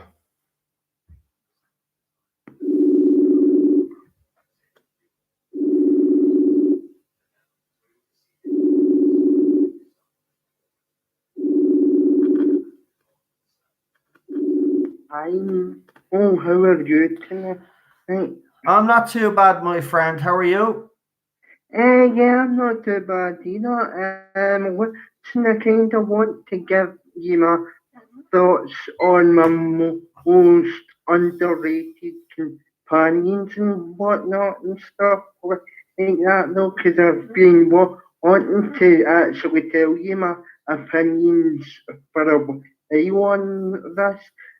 Basically, I think in terms of the revival, I think Arthur Jones is highly underrated as a companion because she basically saves the Doctor's ass in the very first episode that she's in, basically, and like all throughout series 3, she's a very intelligent companion, and she's actually played by a great actress as well in Free Imagining. Another underrated companion, as I agree with you about Rory. I think Rory's a very underrated companion as well. He gets a lot of unnecessary on. It's not here because I really like Rory. You can see the progression of his character as time goes through, and like in terms of overrated companions when it comes to who Rose is the most overrated companion when it comes to the revival, and she may be actually one of the most overrated companions in the entire show. I do not like Rose at all, though. She's a very selfish character. Yeah, yeah. Well, you all know my feelings on Rose. I did say I would do a whole video on it. I should actually just actually do it so you can actually hear what I really feel about Rose Tyler. But Yeah, all I'll say is Rose Tyler was jealous. She was selfish. She was, I mean, she was willing to sacrifice her own family just to be with the Doctor. yeah, She was willing to strand them on that. Well, she was actually willing to leave them on that yeah, parallel world just to be with the Doctor. And there was other yeah. things that she did. No, Rose, I agree. I know people do like her, and I'm not. Look, Um, at the end of the day, um, that's fair enough. Um, but at the end of the day, like she was my first companion, but I can kind of take the rose tinted glasses off and say that she is really overrated, though, because I've seen her story in the Tardis over 1,000 times or since her story concluded, and I can honestly say though my opinion has totally changed on Rose as a companion because I despise Rose now. Let's be honest. In terms of classic, who I mean, Sarah Jane's got to be the best classic who companion and probably the best companion in the show's history. I mean, like she can actually work with any incarnation of the Doctor. You put her with any incarnation of the Doctor, she works really well. Yeah. Oh, and like as well, I think Joe together and is also very underrated as well because like you don't see many people you don't see many people praise Joe Grant either, and I quite like Joe Grant as a character. Yeah, I like Joe. I do think. I mean, as I said, she held her own in the first Yeah, episode or first appearance. He kind of dismisses her, and she yeah, basically puts him in his place. Then a couple of scenes later, so yeah, and I mean, going back, Donna Noble. We spoke about Donna Noble several occasions. yeah, A brilliant, yeah, brilliant companion. Probably the yeah, best new Who yeah, companion in my opinion. yeah. Donna Noble was great though. Oh, she's got the most heartbreaking exit, and she's got one of the most heartbreaking exits in the show's history. Yeah, Like, honest to God, we were all shedding years when our memory was right. Though it was such a sad moment, to be honest with you. I mean, like like in terms of classic companions, I've got no time for. Like, I don't really like Bonnie Langford's character Elle basically, because Elle isn't really adding too much to the show. Oh, she's back to the sort of human companion. No, she doesn't really add too much to the show. All she does is scream, basically. She doesn't really do anything else, and she really does annoy me. And like, I don't really like Bonnie Langford as an actress either. She's a bit one-dimensional, basically. Is I don't really like Easton either, because all Easton did was basically bitch about a situation on the Tardis, like every single story. All she done was own, basically, and it kind of took away from the story a bit. It was like, if you're gonna leave them and just leave the artist, I mean, like, Tegan is absolutely hopeless. Yeah, I'm not a fan of Tegan. I there was a couple of companions. I wasn't a fan of Perry either. But of course, I do agree with. Yeah, I think Yvette did say like she did have that appeal, and I will say I think she yeah. was. And you know whether people like her or not, there was a bit of eye candy in sci-fi shows, and there's nothing wrong with having a little bit of eye candy. You know what I mean? So um, yeah, she did have like she was a bit of eye candy, but as well, Perry was like a bit sort of like teasing, a bit too sort of moany in my opinion, mm, and basically it kind of it kind of real. I don't really like it when the companions only basically just get on with it. If you're going to travel with the doctor, get on with it and stop moaning, basically. Do you know what I mean? yeah. Well, I mean, yeah, but a lot of the companions had little moany moments. You know, they didn't Yeah, always no, agree, but yeah, there is some companions yeah, that grind your skin. yeah. I mean, I don't like the screamy ones myself. I mean, Susan, as I said, I wasn't a big Oh, fan of yeah. Susan. Barbara was absolutely brilliant, but Susan, I'm sorry. I know she wasn't Oh, that screamy in oh, every episode, oh, but poor actress.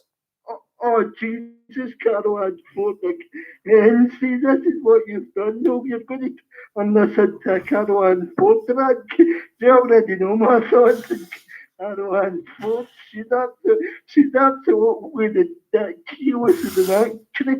Is for anybody that's that horrific as an actor is to be on a show like Doctor Who. I mean, fair play to you. I mean, even though she's a horrific actress, so she had a pretty good career though. So, well, anybody that can still make a career out of that, you've got to kind of tip your hat. And then, but she was absolutely god awful. Glenn Edwards says Bonnie Langford was hired for her scream, literally. Yeah. Yeah, Oh. yeah, yeah, because I think Johnny Quinterno actually said that in a couple interviews, basically. Because I think I've heard them say before in interviews that that's the main reason why he cast Bonnie Langford, basically, was because of her scream. So make it up what you will. Problem being says Mel Scream was the same pitch as the Scream intro to the theme tune. Oh yeah, because Ah. that actually kind of plays into the end credits and Era of the Vervoids. Remember the Yeah. final where But she it's actually funny screams when you see it and then written up, it's and like, then yeah. and then you hear the end credits start. Oh, I tell you, man. It Yeah, just uh actually talking about theme tunes, Eddie of Scarrow's put together his own little yeah. theme tune. It's very impressive. I can't wait until if he's actually going to Yeah. release it for people. But it's very good. Yeah, I mean, I know this is going to sound unpopular, but the Peter Davidson version of the theme, I really like that. I really like the fifth, the Doctor Era theme for it. No, Yes. to be honest with because I think that is one of the better theme variations of the theme tune. I mean, like, and the trial of the Time Lord theme song was probably one of the most horrific, though. And to be honest with if he's Colin Baker one after it, though, it hurts my ears. Ears just listening to that. I It's know. horrible. I have it there, and I agree. I agree. Fucking absolutely like ridiculous. What is that? Yeah. Oh, I thought I seen a spider walk across the floor. I was gonna yeah.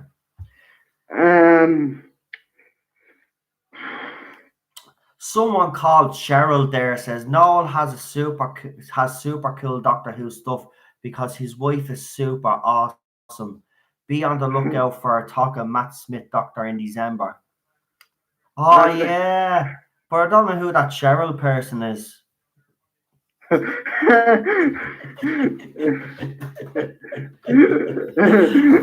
anybody that doesn't know, that's me wife in the live chat, but she is correct. I mean, the screwdriver is something she brought with her when she moved over. Is that the David Tennant one where it's the pen? Because I'm sure I had that as a kid. It is. It's the pen one. Yeah. Yeah, right. And then it has obviously the 3 settings. Watch if you can hear it, guys. So that's and then it goes.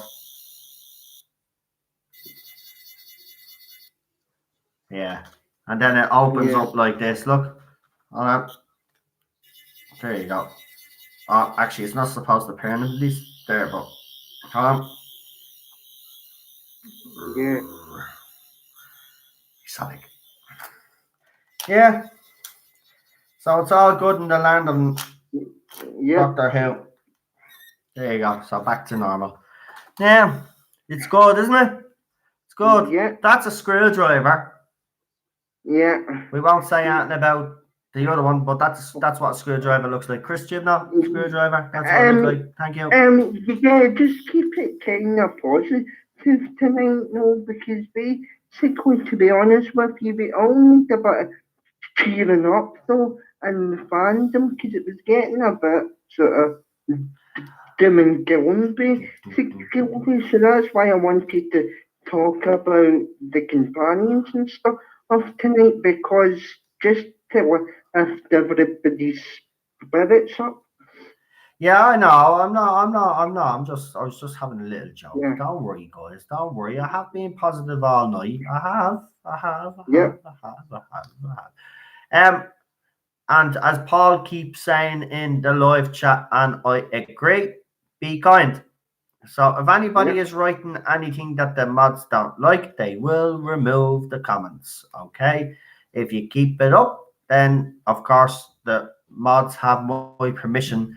If they feel that it's gone too far, you have my permission to remove anybody you think is breaking the rules. Yes. So Daniel, just before I let you go, because we've got a few seconds left, it's going to go now. Yeah. Did it. Right. So what's the story before you leave? Are you going to do your YouTube channel? Could you turn the sound down on that? It's distracting me. Maybe after the new year, because I don't really want to turn it down. put myself. I don't really want to put myself through series through series 12 at all, basically. So I'll just kind of wait till after the new year and do it, because I refuse to watch series 12 at all, basically, because I want to try and keep as positive as I can, like in regards to watching classic and getting into Big Funny. But I'll let you go and get Now, on the hold on next before call. you go, because I'm gonna give you the opportunity, right? So you don't have your own YouTube channel. So what I'm gonna do now is that any caller that comes on, you will get a chance to give a shout out to a couple of YouTube channels that you would like people to subscribe to.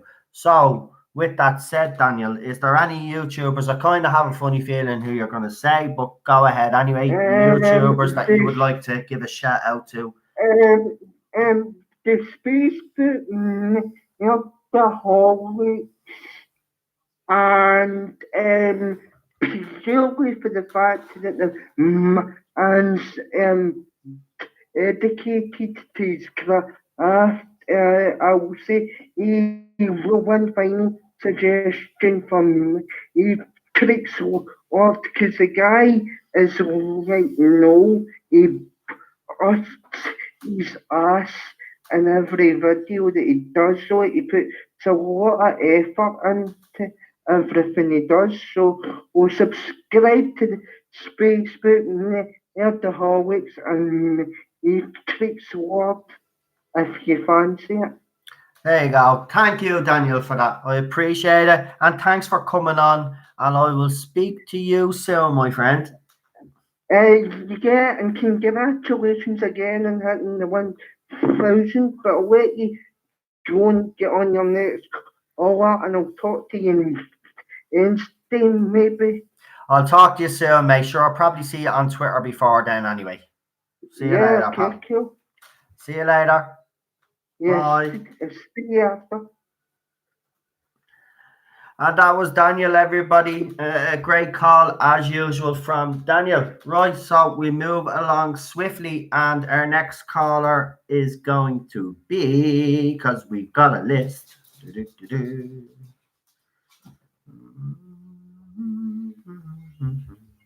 We'll just give that person a text now.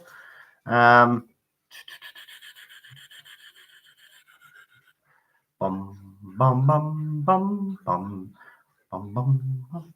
Go grease lightning, go grease lightning, go grease lightning, go grease lightning, go grease lightning, go grease lightning, go grease lightning, go grease lightning. Chills. What's the? You got the chills. You got the what's the other part of it? I thought you were a Grease fan.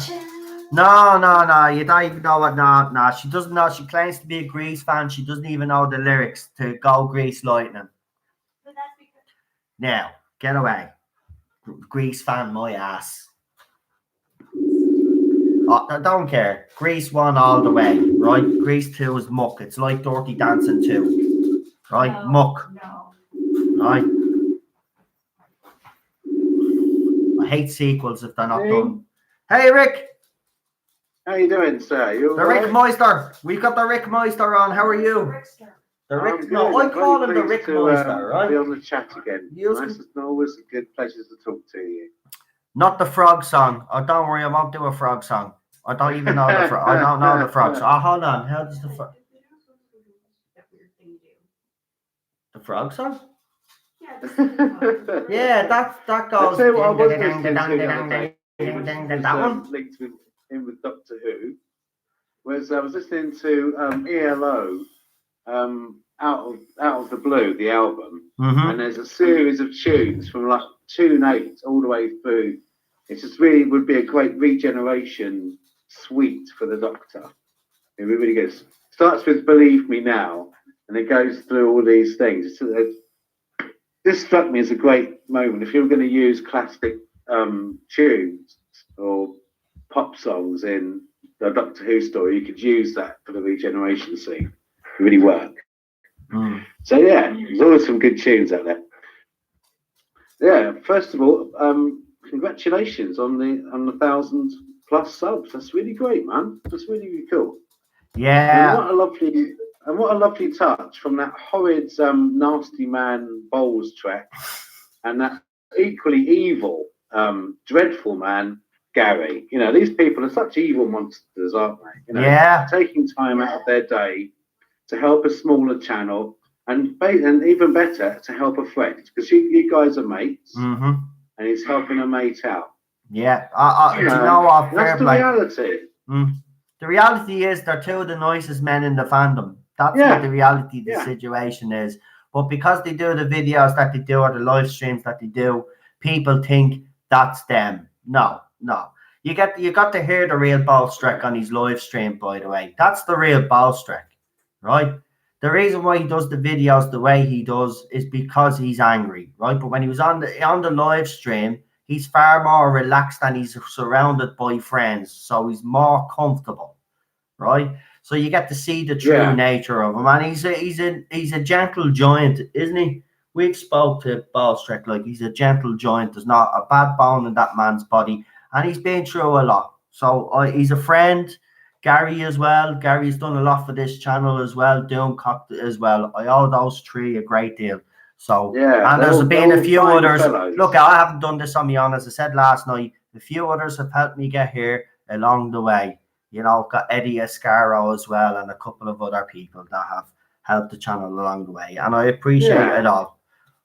But that's enough about me. That's anyway. such a positive thing to carry with us during these hard times, isn't That's it? it. And look who we have, actually, guys. there's a lot of really nice people in the fandom who will take time out of their busy schedule just to be a good friend. And look who we have. In a different country, but they're united in a desire for good quality entertainment that has politics stripped away from it, from being in your face. And I'm on board for that just as much as everyone else, man. That sounds good to me. Yeah. And look who we have. We have Teddy joining us. Yeah. Hey, I love Teddy. He's my favourite little Jack Russell ever. He really is. Yeah, he's the best. She's my early favourite. He's even better than my uncle's dog. My uncle is now living in the Chelsea barracks in London. He's an ex-soldier, bless him. So he's not looking after his Jack Russell anymore. But he's a nice lad. But I think I have to say Teddy wins the prize. Bless his little heart. There you go, Such a sweet dog. Yes. Now, last time, I think I owe everyone an apology, including yourself, because I said the classic line without qualifying it properly. Oh, it's just a show. So I am sorry because I did upset people yesterday. And upon reflection, I think I should apologise to people for that. Because for you guys, and for me, it's not just a show.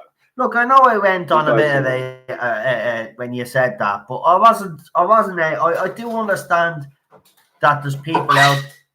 He's at the hurt himself again. What you do? Voice. I have this effect. What you do? Why is it every time we do a live stream you seem to hurt yourself, Teddy? You looking for sympathy or something, buddy? No, but listen, I do know people. Only some people out there look at this as just a TV show. I understand that. You know what I mean?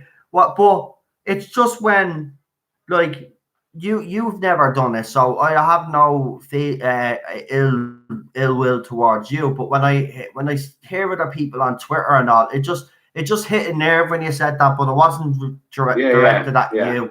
It was directed at all the other idiots that are on Twitter all the time that keep coming on saying, it's only a TV show. This show's not for you.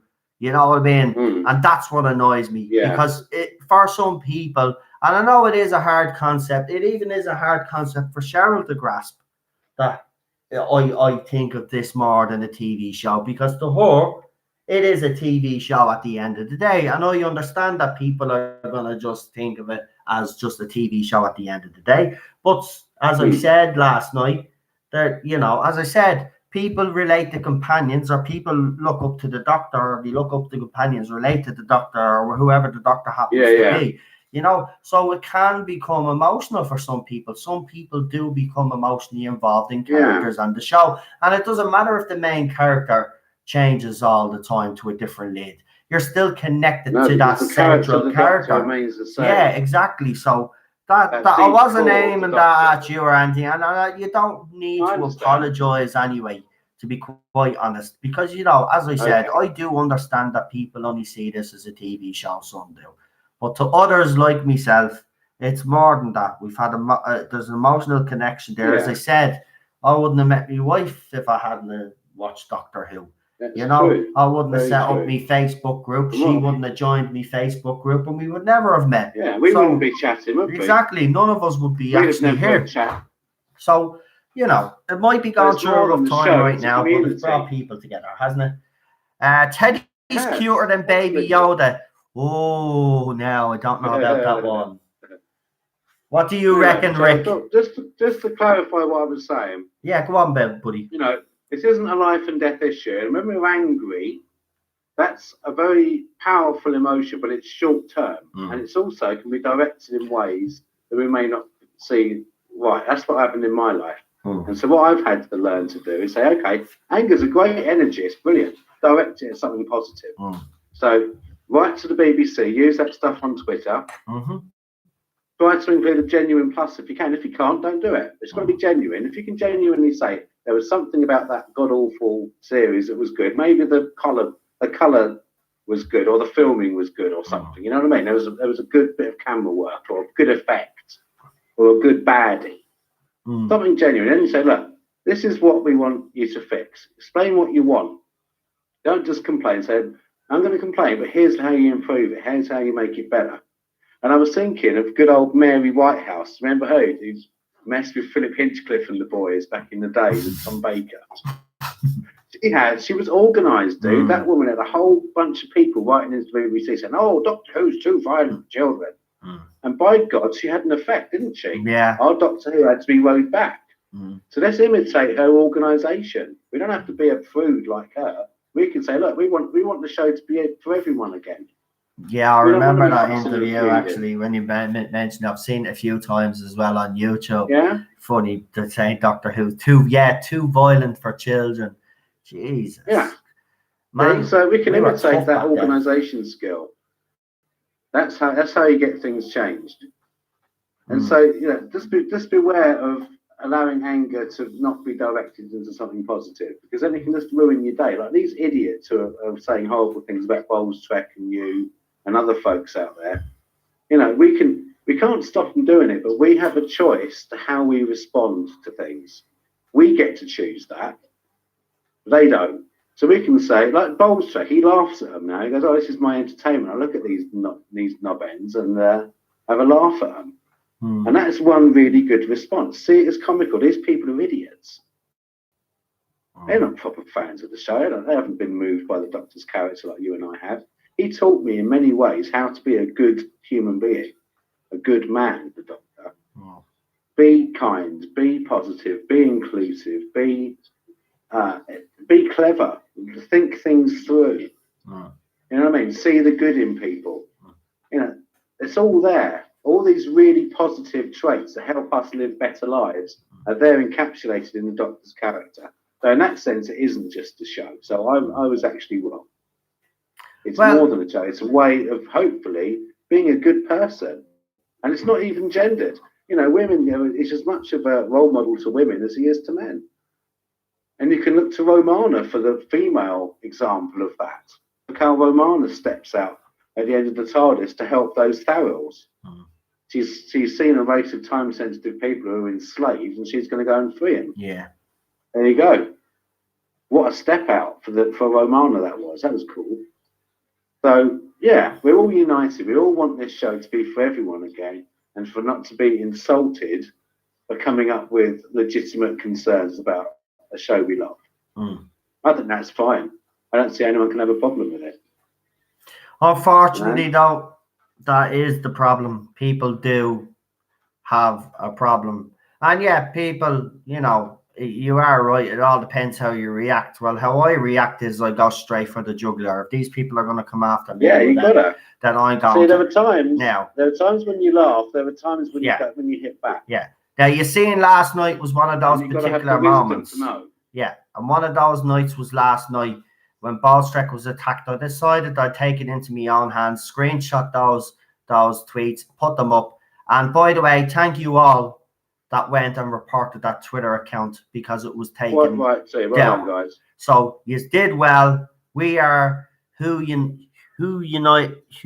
United. I can never say united. We are united. Yes. I like a pun. Yes. right? But at the end of the day, the account was taken down. So that was a positive as far as I'm There you concerned. go. A bully was taken out. And as far as I'm concerned, that's a victory. Look, as I said, It is. at the end of the day, this side of the fandom is not going to tolerate bullying no more. If you come after me or any other YouTuber out there, as we have said, you will be exposed as the bully that you are. Now, I'm going to stop now because Paul is asking me to be kind, and okay, I will. Yeah. Well, look, you're not going out and picking on these people saying you're a bunch of this and you're a bunch of that. You never do that, Noel. Yeah, You're always on the receiving end of this crap, and you've got to give back as well as you get. Yeah. You're not dishing it out. You're not sitting there wasting your life. Exactly. Sending horrible tweets to people. Exactly. None of us do. We've got better things to do with our time, like watch Doctor Who and other things. Good living. Mm-hmm. Okay, so last little bit of my time, so I'm going to be running out soon, aren't I? Yeah, you've got 3 minutes. And in the chat, I put in a really good question. So I'm a big fan of Doctor Who and also a big fan of Lego. So of course, I've made my own Doctor Who characters using bits and pieces and companions as well. And what I like to do is mix and match. So I'll take out the third Doctor and I'll put Ace with him. Right. Well, how would that work out? And he's driving about in Bessie and he's got Ace with explosives in her hand. Oh my goodness me, sort of thing. So I was thinking we could ask you and the rest of the group, what Doctor companion mix-up would you do? Because I find that quite fun to think about when I'm just messing about with my Lego sets. Let me see. Good one, isn't it? They could really rub each other up the wrong way, couldn't they, if you got it wrong? I actually think Peter Capaldi's Doctor would work with Martha Jones. I actually think Peter Capaldi's Doctor would work well with Martha Jones. What do you reckon? Anybody agree? It's interesting, isn't it? Yeah, actually is. Yeah, that is interesting. We should do a stream on that, actually. Because it's always the same, as we've just been saying, the Doctor's always fundamentally the same core being. Yeah. But there's different aspects to his character, and it really would be quite fun to lob them together and go, oh my God, I remember you. Weren't you telling me 5 generations ago? This is a bit awkward. It'd be like meeting up with an old friend after a long time, or an old girlfriend, or something like that, wouldn't it? You go, oh, okay. And you're back into, it'd be interesting. You would. I'm about to writing it down, so don't forget, because you know me brain is gone to mash lately. Yeah, you're like me. I write things down. Yeah. Good night, Daniel. Daniel's saying good night. I just need to say good night to Daniel because Daniel goes, and then that's it. Good night, Daniel. See you. Good night, Daniel. That's it. Always a great chat before as ever, mate. Romana. Listen to what Daniel's got to say. Let me see. Eccleston and Jenny. Eccleston and Jenny, says the wife. Yeah, that would be cool. That'd be a good show. Yeah, that'd be a good matchup, actually. Even though Jenny kind of annoys me. It just at the end of that series, though, with those two, we just get Christopher Eccleston's Doctor to throw her into the time vortex or something, and then that'll be. And I was thinking, the last couple of seconds, you were saying that Rose is really annoying. I agree. But think about what's happened to the Doctor. We've had the gaps filled in. We've had the War Doctor. He's regenerated into Christopher Eccleston, and boom, he's fighting the Autons. That's his first. Oh no, maybe not his first, because he went to Krakatoa, didn't he? Yeah. And did some stuff there. But it's like almost like you've had a devastating loss, and the first person who's kind to you, you fall in love with them. It's like nurses falling in love with their patients. It's that kind of thing. Why would a Time Lord fall in love with an Earth girl who works in the shop? It just never would happen, would it? Yeah, it's insanity. Yeah. So I think it was almost like, wow, I'm the Doctor again, and this person's really nice, and it's fresh eyes, and it's this young person, and it's just like I'm the back being the Doctor again. I've got a chance of redemption. But I think he just lost the plot a bit. Yeah, and that's why. It's quite handy. She got stuck in an alternative universe, actually. You could move on. That's it. Listen, Rick, we came to the end of our time, my friend. All right, my friend. But thanks for ringing in, because I know it was short notice, because I I know you hadn't originally planned coming on because you do be busy, and I really do appreciate when you do come on. So thanks for coming on again tonight. Oh, and just as a last 2 seconds, a shameless plug. I've got 235 subscribers at the moment. I'm trying to keep my videos alive. So if you guys are very much appreciated, if you could just subscribe to my channel, because the non-commercially viable channels are going to start being deleted. So I would appreciate just a few subs. That would be great. What is the name of your channel? It's Excelsior. So if you just click on my icon in the chat.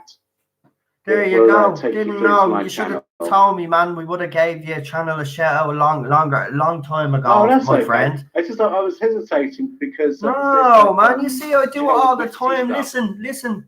You know, I agree with you. I'm trying to get myself. I'm trying to get as many channels for people to sub to as many channels as we can, because there is channels out there that have been doing great work and now are on that trek because they haven't been monetized yet. So yeah. Get some subs for the Rickstar as Cheryl calls, but I call him the Rick Meister. So yeah, give the Rick Meister my little Lego videos. They're quite funny. So it would be really interesting to see if you guys laugh, because obviously it's all related to specific things. But I do write them as comedy, so it'd be interesting to see if the jokes would still make people chuckle. Great. We're gonna sub to you as well. I didn't even know you had a channel, mate. I'm gonna sub to you tonight, so don't worry. Oh, thanks, pal. I appreciate it. Not a bother, man. All right, I'm gonna let you go on to your next call. No problem. Listen, you've already got a new subscriber. Problem being, I subscribed to you there now, so we'll get you on. Oh, thank you, my friend. Talk to you soon, my friend. Always a pleasure, sir. See you. See you soon. You too. Bye. And that was Rick, everybody. Yeah, please do. And whoever does have a YouTube channel as well, if you want to let people know in the live chat that you too have a YouTube channel and you do videos, you produce your own videos or whatever it is you do on your YouTube channel, let people know that you have a YouTube channel so they go and subscribe. This community has to start supporting each other, you know. And you've seen it with Ballstrek and Gary. You know, they're very supportive. So we need, even channels like mine need to be supportive of other channels out there as well. We're all in this together. You know? Right, who's next? We've got Lee, and then we have Jonathan. So where's Lee? So if Lee could give me a thumbs up on his video, let's see. Yeah, I'll give him a thumbs up there and see if he's ready. Is Lee? It is ready. I bet you he's ready. Oh, we're making good time. Ready ready. I'm not very good with all these shortening of words, to be quite honest with you. What? No. I'll wait for a minute. Ready as feck. Jesus, they're all trying to be thick, arse, drink. Would you like a cup of tea, Father? Cup of tea? Would you like a cup of tea, Father? I'd love a cup of tea. Oh, did you hear that? We've got an echo. That was good, though, wasn't it? That was good. So I forgot to turn it down on the old iPad there. Yeah, no problem, my friend. No problem. Right, problem being it is, sorry, I keep saying Lee, confuses everybody. We have problem being on the line now. So, okay, so you kind of heard the kind of stuff that we're talking about tonight. So I will just let you go ahead and whatever's on your mind or whatever you want to talk about, go ahead. Oh, well, no, I mean, you know, we'll stick to the positivity and talk about all the great things that Doctor Who has given us over the years, you know, like some of the great combinations of characters and adventures through time and space that we all enjoyed so much. That is somewhat lacking. I'm okay, stay positive. I think that there was, I mean, if you're going to look at successful companions and all the rest of it, I mean, if you think about it, and we look at the modern era and we look back at Peter Davison's Doctor, we all agree he had far too many companions in that. But I mean, at least they did something. Yeah. There was always, there's always something like two of them stay behind in the Tardis, and there'd be a bit of a thing going on there, and one of them's trying to kill him, and something's going on over there, and the Doctor's doing that, and the Doctor still shines, even amongst all of that, which goes to show, Peter Davison had a really tricky job to do, and he did really well. And I think that Jodie Whittaker could learn a few things from that. And Chibnall. Yeah. Let's try. I'm trying my very best as well. This is hard. I'm sorry, but isn't it? It's hard. It is hard. At the bit. No, but it is actually hard. I'm sorry, because for the past 2 We've done years, well tonight. exactly. But it is hard. I'm sorry. It is hard to stay positive when we've had negativity for the last 2 years. But I'm trying.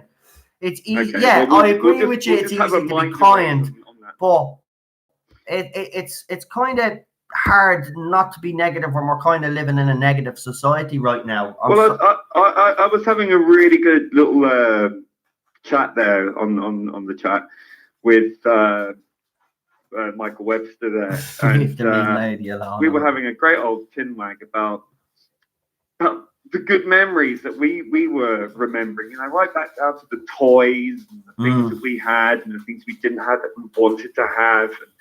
And I was saying about how lucky I was when I was at school, when we had a history teacher who ran the Doctor Who club, and he was like really quite big up in the DWAS, Doctor Appreciation Society at the time, and he would get hold of like these really rare VHS rips of the Pertwee era. So it's all before the VHS releases, so we got to see all these classic episodes. It was like really bad piracy copies, so it was just like really, really full of tracking and color bleeds and everything. But it was great, So and we used to have visits from some of the actors. So we had like Nicholas Courtney came to our school, and we had Michael Wisher, who was Davros, came to our school. We had John Nathan Turner turn up at our school, which, being an all-boys school was something. But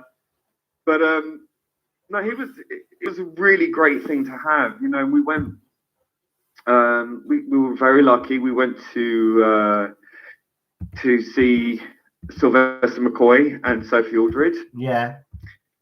And we all went there to the BBC, and I was dressed in my question mark tank top that my gran had knitted for me. And I went, and there was Sylvester McCoy, and he was doing a dress rehearsal for Ghostlight. And he was wearing his costume, but he wasn't wearing the jumper. So he said, "Oh, Snap." I said, "What do you mean, Snap? You're not wearing it." He laughed. And Sophie Aldred was brilliant.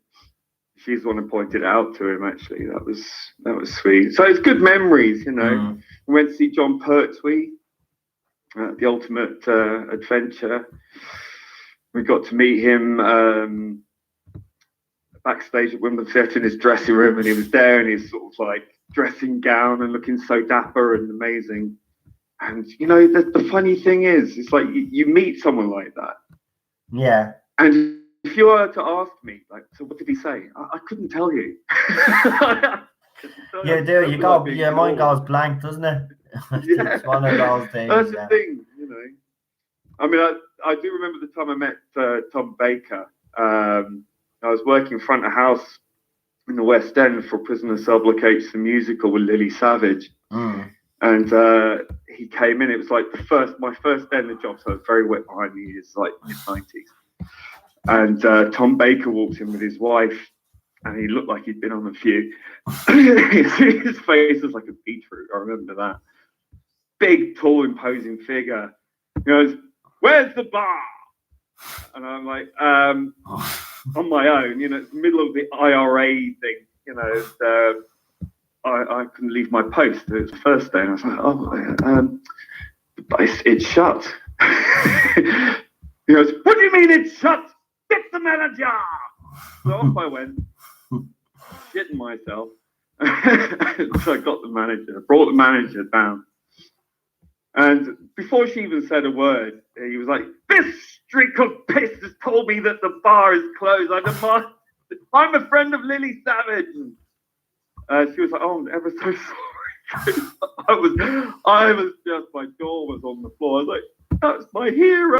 Just called me a streak of piss. I was destroyed. It haunted me for years. I went to see the Robots of Death at the BFI, and that was great. And Tom was there doing a Q&A. This is obviously many years later. This was for the 50th, and I managed to get the last question in actually, and I was so. It's like, do I ask him if I'm still a streak of piss or not? I thought, no, the man's in his like 80s or something. I can't really do that. I can't remember what I asked him now, but yeah, it's annoying because there's a YouTube video of his Q&A, but they didn't include the questions from the audience, which is annoying. But yeah, I think, I don't think you get that kind of passion from New Who as much. I think, New Who's very slick. It's got its own audience who discovered Doctor Who for the first time. And I don't think they'll ever quite get that. I don't think they'll ever quite get that magic, that mystery, the whole, especially as a kid when you're seeing sort of pirated VHS copies, right when you're, before the VHS releases were out, the excitement, Yeah. Wow, that's the Doctor. Look at how different he is. Because you've never seen the John Pertwee episode before then, This was like back in 89. I think it was 89, 88, 89. That was special, really special. And I don't think, people who tell me, like a few years ago when She Who Must Not Be Named was announced, and I posted something up on Facebook about it, and then they trounced on me, and it was just like, "You're not a fan. Get out of the fandom. Get out of our fandom. Get out. You don't belong here." And it's just like, what? Have I not earned my stripes? Like, what the fuck? Who are these people? They've been alive for 5 minutes. Telling me I'm not a fan of Doctor Who. Yeah, I find that extraordinary. Extraordinary. Yeah. It is. So I've waffled away there. It's just like, no, I'm telling you, people are actually loving what you're saying in the live chat. Actually, Paul says there's video footage of Tom Baker holding that rose a lady fan gave him. I was there. Paul was wow. Nice. See, I love little memories like that, but that's what Doctor Who. See, unfortunately in Ireland, I wouldn't have the same memories as you guys because it was only on TV. I don't even remember because obviously I was a kid. But if there's any other Irish person that's in the live chat listening, if you are old enough to remember if there was anything that happened Doctor Who wise over here in Ireland, especially Dublin, let me know because it'd be interesting to check that out actually if I could find something on it because we didn't really have it was just a big TV show. Well, in Ireland, it's grown in popularity in Ireland, I'd have to say, because when we went to see the 50th, the cinemas were pretty packed and like they were well, even the 50th, like I as I said in the chat earlier, like I may not have been a great fan of the 50th episode, 50th anniversary episode, but it didn't matter so much as the fact it was still a big celebration. There was an energy about it. We wanted it to be great. I mean, we probably sort of kicked ourselves into believing it was amazing. It looked great. But it was the atmosphere. It was brought people together, and we all had a jolly good romp, and it was great. I remember the fans coming out of the cinema, and I was there with my brother, and they were it was stupid the way they did it in Dublin because we were lining up to waiting to get into the same cinema that the people that had actually watched the 50th were coming out, and then here was everybody on their side. If you tell us something, we're going to kill you, right? And my brother, I remember my little brother and I saying, "You better not say that, and later we want to go in and watch, don't ruin that." And someone went to say something, and everybody just went, "No, don't say nothing." But I would have been the prick that would have went out. "Oh, by the way, it was shit." And walked off. I'm not a fan of the 50th. It's grown on me a little bit over the years, but I still hate it. Well, I'm sure it's positively Shakespearean in comparison to what's going on now. But yeah. I mean, it's that magic. I don't know if it'll ever get it, but I mean, the 60th is an important anniversary, but the 50th is quite a landmark in itself. We all like round numbers, don't we, in Western culture? But 60th, I mean, there are not many great shows that inspire that level of loyalty. I mean, there's a lot. I mean, it's had the longest out of any of the others. But as a kid, I used to love like Blake Seven. That was on when Doctor Who wasn't, if I remember right. And I've been rewatching that on YouTube. I also watched Chucky. I don't know if anyone remembers Chucky from the early '80s. That was like a kids' science fiction TV show that was quite mental. It's worth watching. It's quite odd. I'm just asking, I could be way off, but did he have a go on adventures with his dog? It was a kid in that show that you mentioned. Chalky. Chalky. Chalky. I don't remember if he had a dog. I don't think he had a dog. No, it's about a boy who had this sort of alien presence that came in and sort of spoke to him, and he started becoming a genius at art and stuff like that. Yeah, I think I remember. I think there was a scene with a birthday cake, his father's birthday cake, and he uses toothpaste and all to fix the birthday cake because this presence is. I think it's a season. There were. I think there were like there was a sequel to it. And I don't know. Could be wrong. I could be wrong. It's probably something else completely different that I'm thinking of, but it just sounds the same. Maybe. But we had great sort of, inventive TV back then because you had to use your imagination because the effects weren't so great. The stories. But the thing was with the stories and the writing and things like that is that, this was aimed at kids like 7, 8, 9, 10 upwards. And it was like, it wasn't patronizing. They used words that you didn't even know what the meaning of, but you kind of got what they were inferring. So you kind of learn as you went along. And that's something that's missing. It's rather than pandering by using terms like fan, whatever's in vogue at the time. They didn't do that. They didn't patronize kids in the audience. They spoke to them using grandiose terms and words. You look at Tom Baker, practically Shakespeare. I mean, his verbosity and his actual vocabulary in Doctor Who. The way it's written is adult. It's not speaking down to anyone, which I think is somewhat lacking these days. So, yeah. Yeah, do you remember the time Tom Baker actually looked directly at the camera and actually, directed these comments at the audience? That was brilliant. Oh, I love that. Breaking the fourth wall. Yeah, he was very good at that. Oh, man. He actually looked directly at the camera. I look, because it was ages since and when I seen it, I was like, yes. I love it. I love it, Tom Baker. I think one of my favourite Tom Baker scenes has to be when he's trying to convince these people, that the jelly baby is a deadly weapon. When he realises it's not going to work, he just bites his head off and goes, "Take me to your leader." Brilliant. so much conviction as well. He just nailed it. Who said take me? Matt Smith also said take me to your leader. Did he? Which other? Leela had to be the best spoken savage on in the universe, and I think great. Probably one of the nicest looking savages in the universe as well. Wink, wink. The wife is here. All the leather bondage gear on there for you. There you go. That's it. Shh. No, I love Leela. Sarah Jane has to be my all-time favorite, and Romana 1 and 2. I love them both equally. Yeah. I think that whole sort of period for me was the best. Yeah. There we go. Yeah. On that note. And what a way to end. And there's Teddy for you. Teddy wanted to say I was positive, and there's Teddy there's a prize. Hello, Teddy. Say hello. Yeah. Teddy. Say hello. Oh. His eyes. Great eyes. He's so expressive. Yes, he's a good little fella. Yes, he is. Oh, bless him. Yes.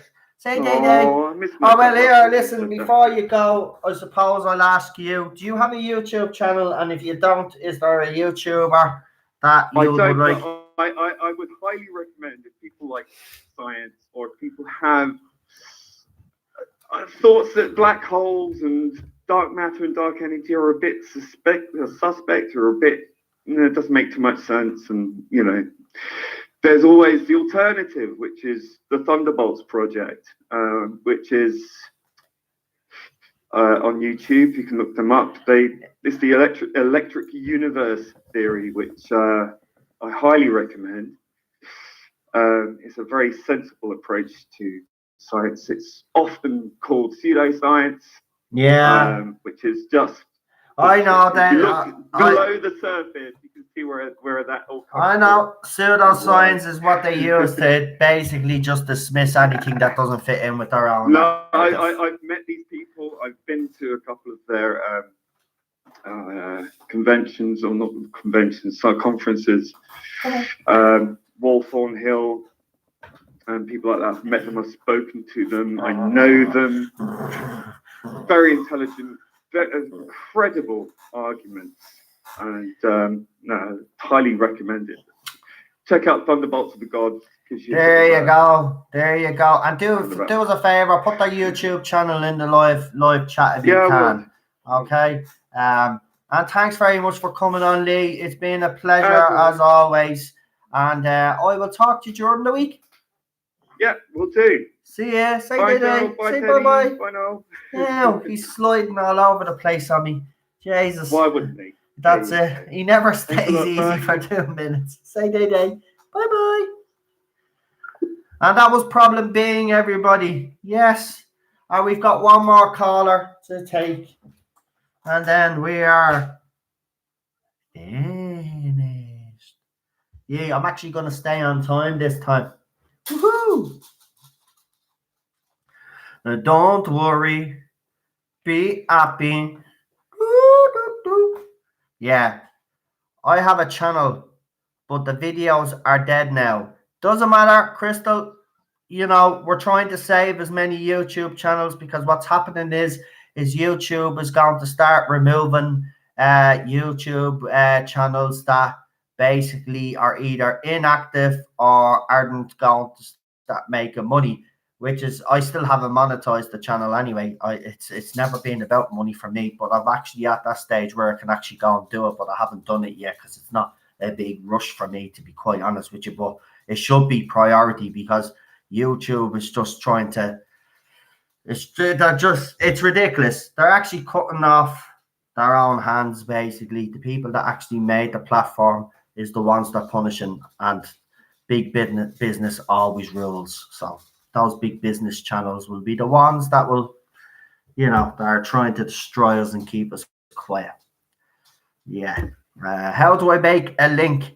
That's what Cheryl's been trying to figure out as well. Actually, we should get Chuck Zilla to tell us how it's done. Is he gone? All right. Okay. Yeah, sure. He's probably busy anyway. Right. Let's see if actually, hold on. Where is the list? Because I don't see that person's name down on Messenger.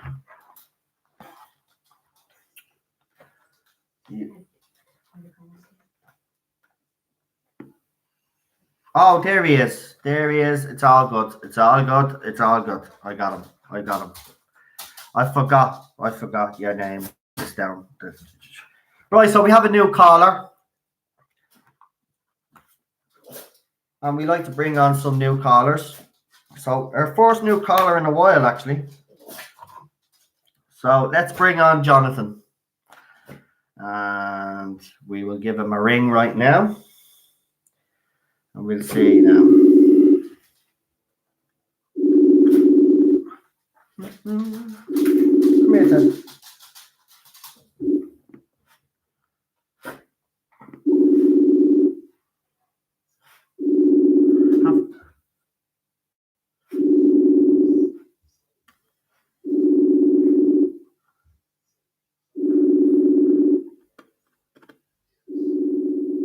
He said just a second. Okay, no problem. I'll give you a ring back now in a second.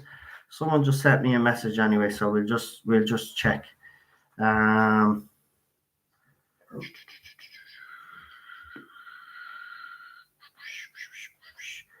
don't think it's anything too important. We'll just wait until Jonathan is ready. I might as well see who's in the chat. Actually, do us a favor, folks. Actually, before I continue, let's see how many he's watching because I can't actually see because I've got the chat. 42, 43 likes. Do us a favor if you haven't given the stream a like, and you've heard in the calls tonight. Please give, as I said, the stream a like. If you haven't subscribed, I really appreciate it if you do. And if you're new to the channel and you like what this channel does, please do us a favor. You know, the best thing is word of mouth from you guys.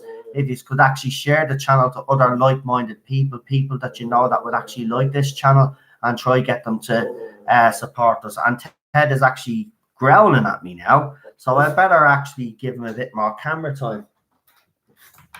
And he nearly took the whole shebang down. There you go, buddy. What is it? You want attention?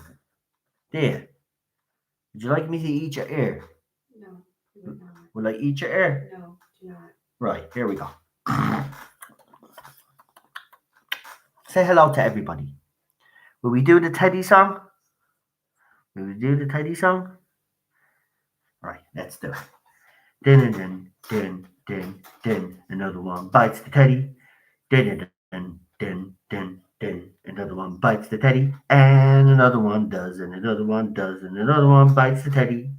Din din din din din, and another one bites the Teddy. Do do do do do do do. Another one bites the Teddy. Woo! Yeah, you like that, didn't you, buddy? Right.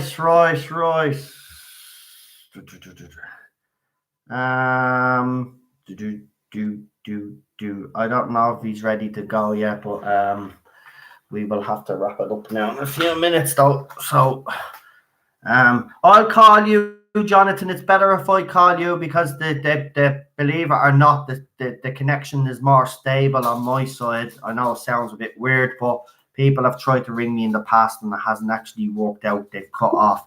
So I'm ringing you now. Hey. Hello, can you hear me? Yeah. There we go. Now we have you. Okay. Welcome. Thank you. It's a pleasure having you. Like to have a new caller on. So you obviously have heard what's been happening tonight. So if there's anything you'd like to add to what you've heard, or if you have anything you would like to talk about yourself, go ahead. So I had this morning. I had to watch the Doctor Who Live Day from Bolstride, and I thought that was really cool. I was thinking to add on to your story about how getting rid of all the writers, pretty much getting rid of Chibnall and all that. I would do it as a dream sequence. That series 11 and 12 was just a dream, and so that would have to bring back Peter Capaldi, and he ends up de-regenerating, which he would have turned back into the Eighth Doctor eventually. I think that would bring in. I think that would start bringing back the viewers that need be.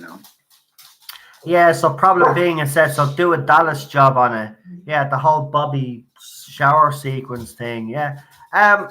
It would be a way to go forward, but I have it on good authority, and I'll just say that that's never going to happen. They won't even retcon this. And I've said this a few times on my channel, and I'm not going to get into the whole negativity side of it, but all I'm just going to say is for fans out there that think there's a chance that they'll retcon this or they'll just, do something like that, it's never going to happen. At the end of the day, it's canon whether we like it or not, because it was written into canon whether we like it or not.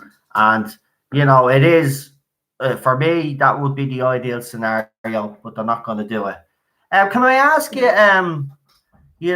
because you're a new caller, so we're getting this be first time, what did you think of the Doctor Who Series 12 trailer? What were your thoughts after seeing that? The only thing I can think of is the quality of it looked okay. Yeah. I think maybe the guy who looks like Tesla, I think that would have been, that's kind of interesting. But from other than that, I didn't really care too much for it. Same thing with Series 11. I maybe saw like from Bulls Track and I saw from Neurotic, their reviews, and just I like didn't really care too much for Series 11. So looking at 12, it's like I don't know. Yeah, that seems to be. I have to admit, I've noticed that a lot of fans that are optimistic are being cautiously optimistic, and then there's obviously those that don't care and haven't watched, and then there's people like me and yourself that have watched it and think, yeah, there's some elements of it look good. I'm not gonna lie, there were some elements of it I did like, but again, we'll just have to wait and see. I'm gonna be cautious this time, but I am going to be reviewing it, so I have to kind of try go in with a bit more positivity and just see. But then I'm thinking if I do that and I go in all positive and then it ends up being bad again, then I'm just gonna be worse off than what I was. So maybe I should just go in with no expectations, and see what happens. So that's the trailer done. Can I just, because obviously a new caller and I have you on and I will always ask, what do you think was the fundamental problem with Series 11? Too many identity politics. I think that was the biggest one. Right. Constantly attacking, even like for people who are on the right side of political system. It was kind of a slap in our face, and it really sucked that they were doing that. And even like with the Rosa Parks episode, saying that people were racist, or some of them, yeah, some were, but not all. Whites were racist back then. So I mean, they got their stuff completely wrong with their storylines. Even the Trump character that they were presenting, that was kind of a slap in our face too. So I mean, Right, great. Well, we've got that out of the way because people will want me to bring it back to some positivity, so we will. So, like everybody else has been talking about tonight, their favorite companion, the companion that's underrated, and your not so favorite companion. So we'll start off with your favorite companion. Who would be your favorite? Well, not just companion. We'll say favorite companions because everybody's not just going to have one. Obviously, everybody has a few. Is there any companions that you really, really like and think are underrated? I would have to say Amy Pond is my favorite companion. She's very, very beautiful. So I like her a lot. And I think Jack Harkness is really good too. I think he was a really good companion. He was, when the Doctor didn't have a TARDIS, there was Jack, with his vortex manipulator, So, I mean, Jack was pretty cool in the end. Yeah. But yeah, I would say Amy Pond, hands down. Yeah. Everybody likes Amy Pond and her little skirts, don't they?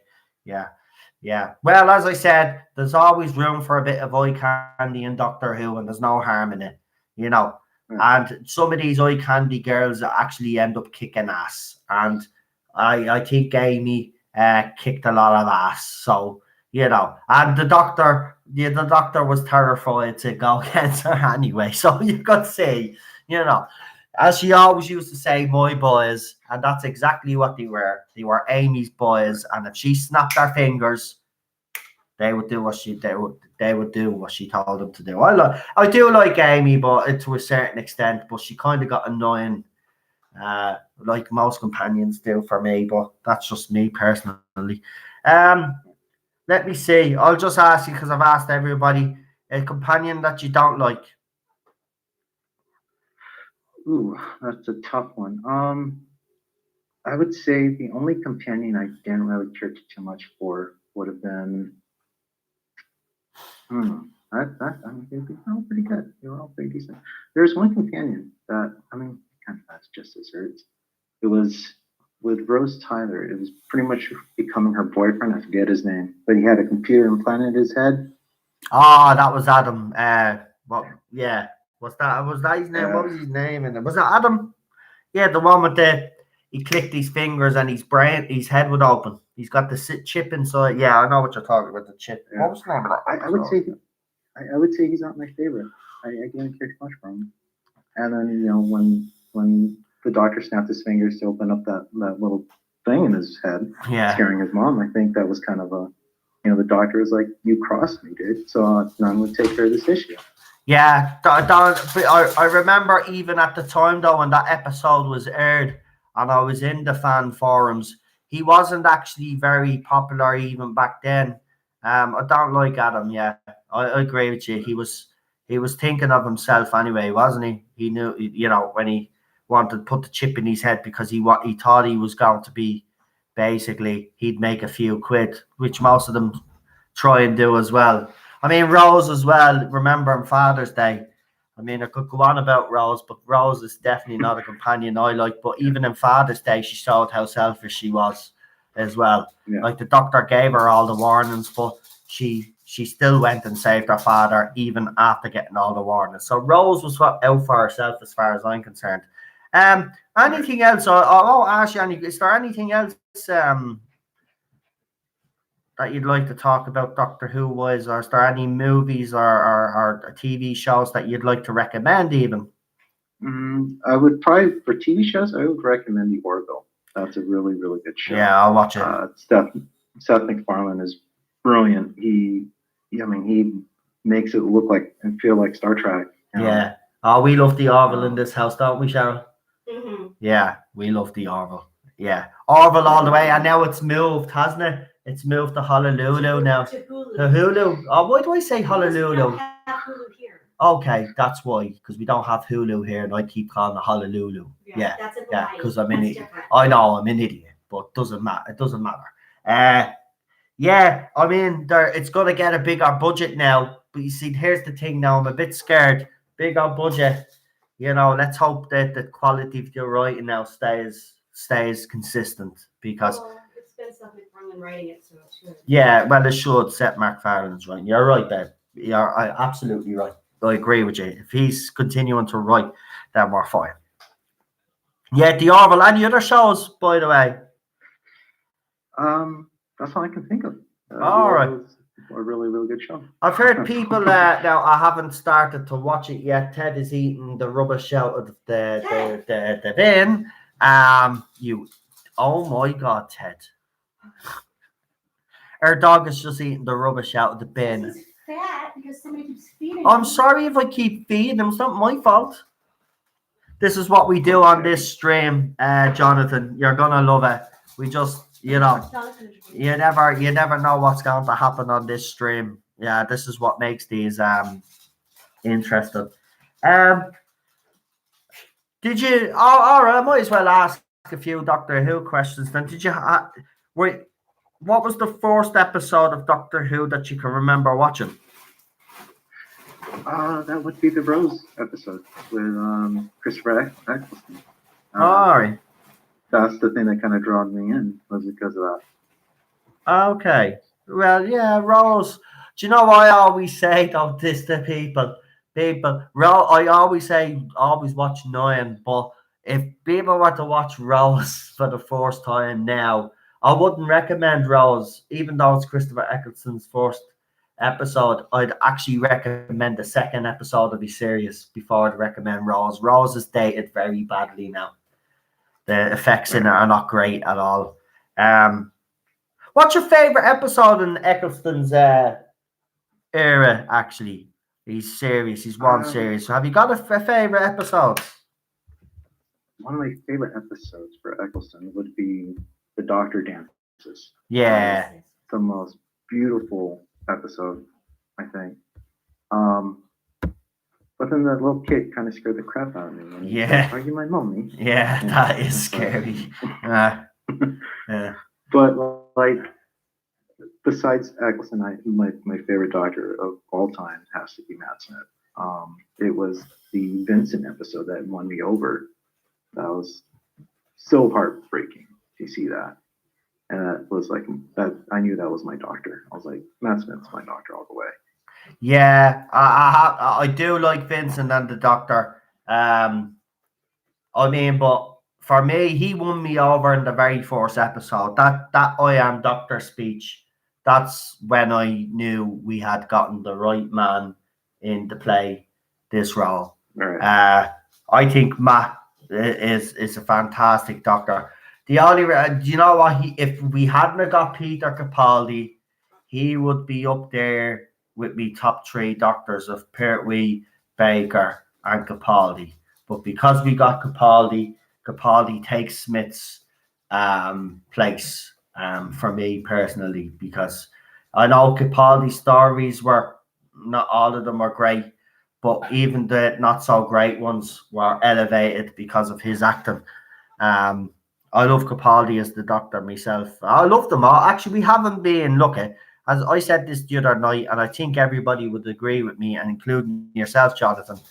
I think we've been very lucky with the castings for the last 56 years now, isn't it? 56 years of Doctor Who. I think we've been very lucky for 54 of them. And I think 2 years ago it was the first time we've actually made a mistake. Yeah. But with Peter Capaldi, the episode that won me over was his first episode, Deep Breath. Yeah. Or no, that wasn't. Was it Deep Breath? Was the first episode? Wasn't it Deep Breath? His first one? The one with the android? Yeah, it was, wasn't it? The dinosaur was in it. Yeah, that was Deep Breath, wasn't it? Yeah, that was Deep Breath. You're right. That was. Yeah, that was a great. Yeah, I thought that. Come here. I wanted that Dark Doctor. I thought that was a very good. I actually loved that episode. I agree with you. That's brilliant. And you got the fans sitting there going, "Did he just kill somebody?" Yeah. That's what I mean. And you know what? I remember watching it, and it did shock me at the time. But I went back and watched it again, and I was saying to myself, please keep him like this.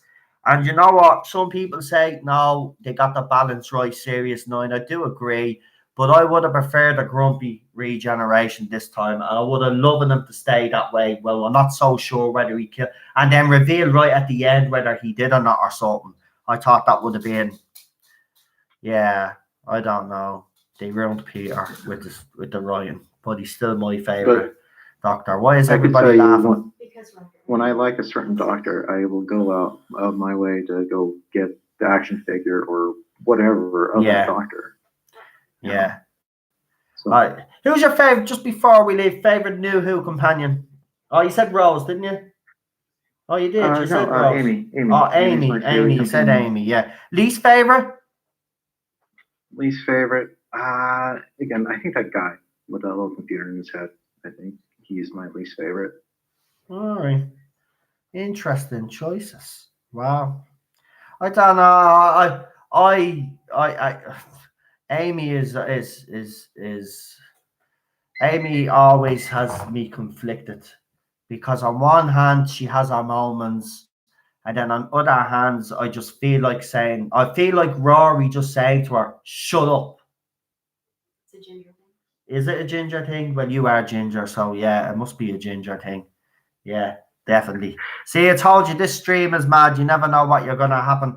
Listen, Jonathan, I know you wanted to come on the other night. I really appreciate you coming on. And while I've got you actually here, before we finish up, would you like to be put on the list for Wednesday? Yeah, definitely. No problem. John or Jonathan? It's Jonathan on his phone, so I'm calling him by Jonathan.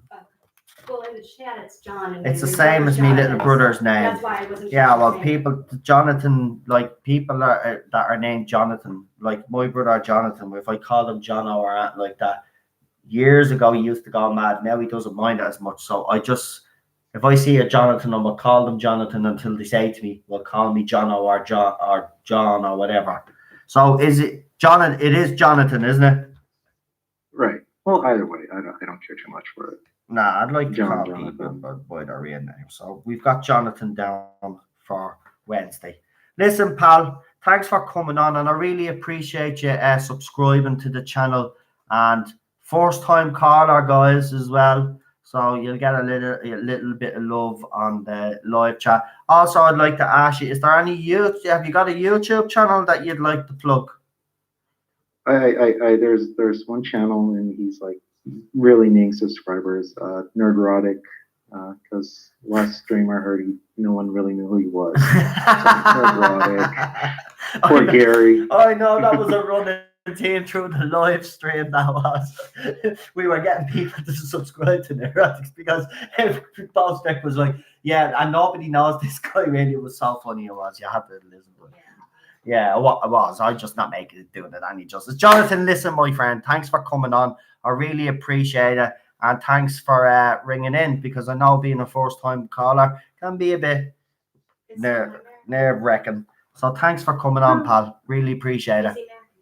Thank you for having me. American What? You're asking me to ask him if he's American. or Canadian. I was saying American. goodbye to him. I am. American. Yeah. You American? Yes, yeah. I'm Yeah. actually in the same state as Gary. There you Yeah, go. that's it. Yeah, there you go. It's just It's my like wife now, because California. she's from America as well, so she was just asking where you're from. Yeah, yeah.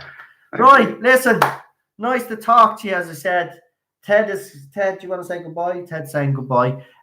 Thanks for coming on, mate, and I'll have you on again on Wednesday. Talk to you soon. All right. Thank you. See you, mate. Bye-bye. Bye. And that was Bye-bye. Jonathan, everybody. No, you don't have the time, my goodbye. Just sit down. Okay? You don't have the time. No, goodbye. Listen, brilliant callers tonight. Jonathan, thanks for coming on. First time caller. Lee, Rick, Daniel, Yvette. Who else came on tonight? Was that it? Rick? I did say Rick. I don't know. Hold on. Who came on tonight? See, there you go again. Dizzy head. So we had. Well, you know who you are. That's just me again, as usual, isn't it? Thanks everybody for coming on. I really appreciate it, and new callers as well. Let me see what day is Wednesday now. What else have we to do? I did not doing the reaction video to the trailer because we already said we kind of did it already, and I don't want to do that. So that's it. Yeah, actually. Michael Richardson, we're actually finished now, buddy. If you'd like me to put you down for Wednesday, no problem. Give us a text on the messenger there. And if anybody actually wants to text me up, if anybody wants to ring me Wednesday, to call in, text me on Messenger. Chuckzilla did leave the link in the live chat. So you probably have to go up through the live chat and find it. You can add me. I will put you down on the list for Wednesday. And yeah, as Paul has said, no negativity tonight. Be kind. To be honest, look, I'm just going to say it because Paul has had to say it a couple of times, right? Next couple of streams, we're not going to be talking about Jodie Whittaker, Chris Chibnall, or this Series 12 until there's actually news. Okay, so let's just keep positive for the next 2 days. Everybody at this stage is a bit frizzled, right? Everybody is kind of sick and tired of it now at this stage. But look, it's going to rear its ugly head again when something else comes out. So let's wait until something else comes out before we we don't have to keep talking about the same shit all the time, same negativity all the time.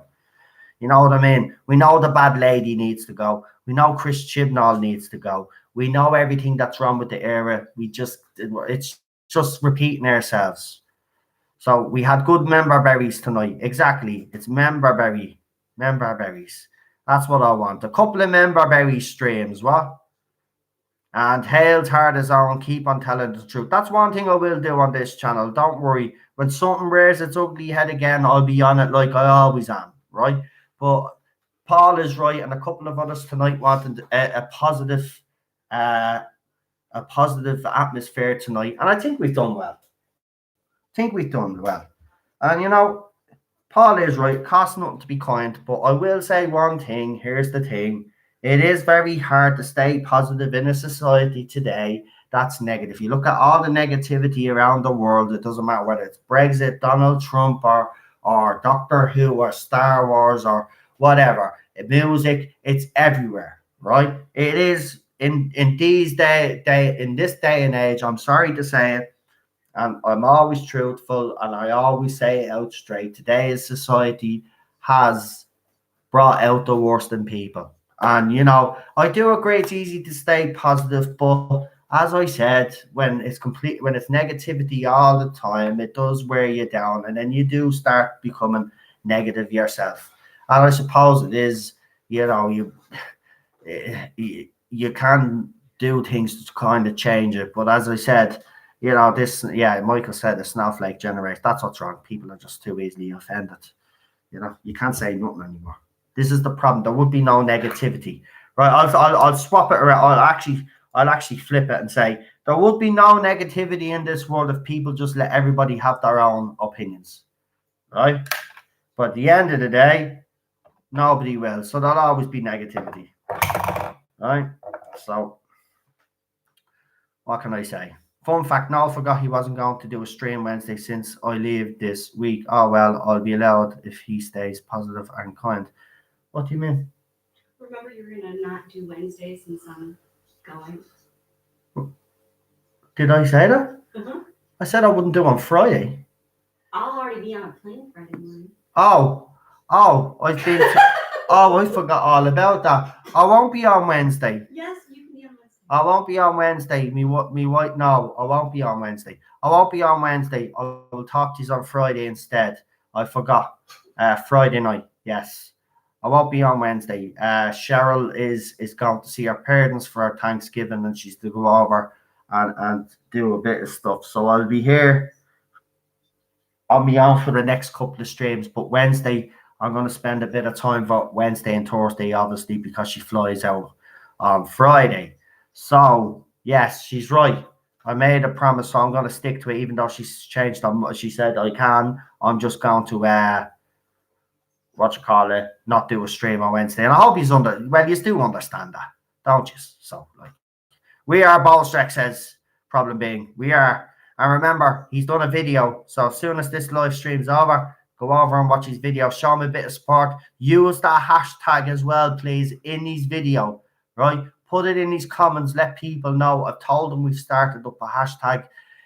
People are using it, but I'd like a lot more people to use it. So if you're going to go into his video, make a comment, and at the end of your comment or at the start of your comment, write in hashtag we are Bolstrek. It's just to show him that we support him at this time, because he is getting it. I know I'm getting it as well, but you know, it's just the way it is, isn't it?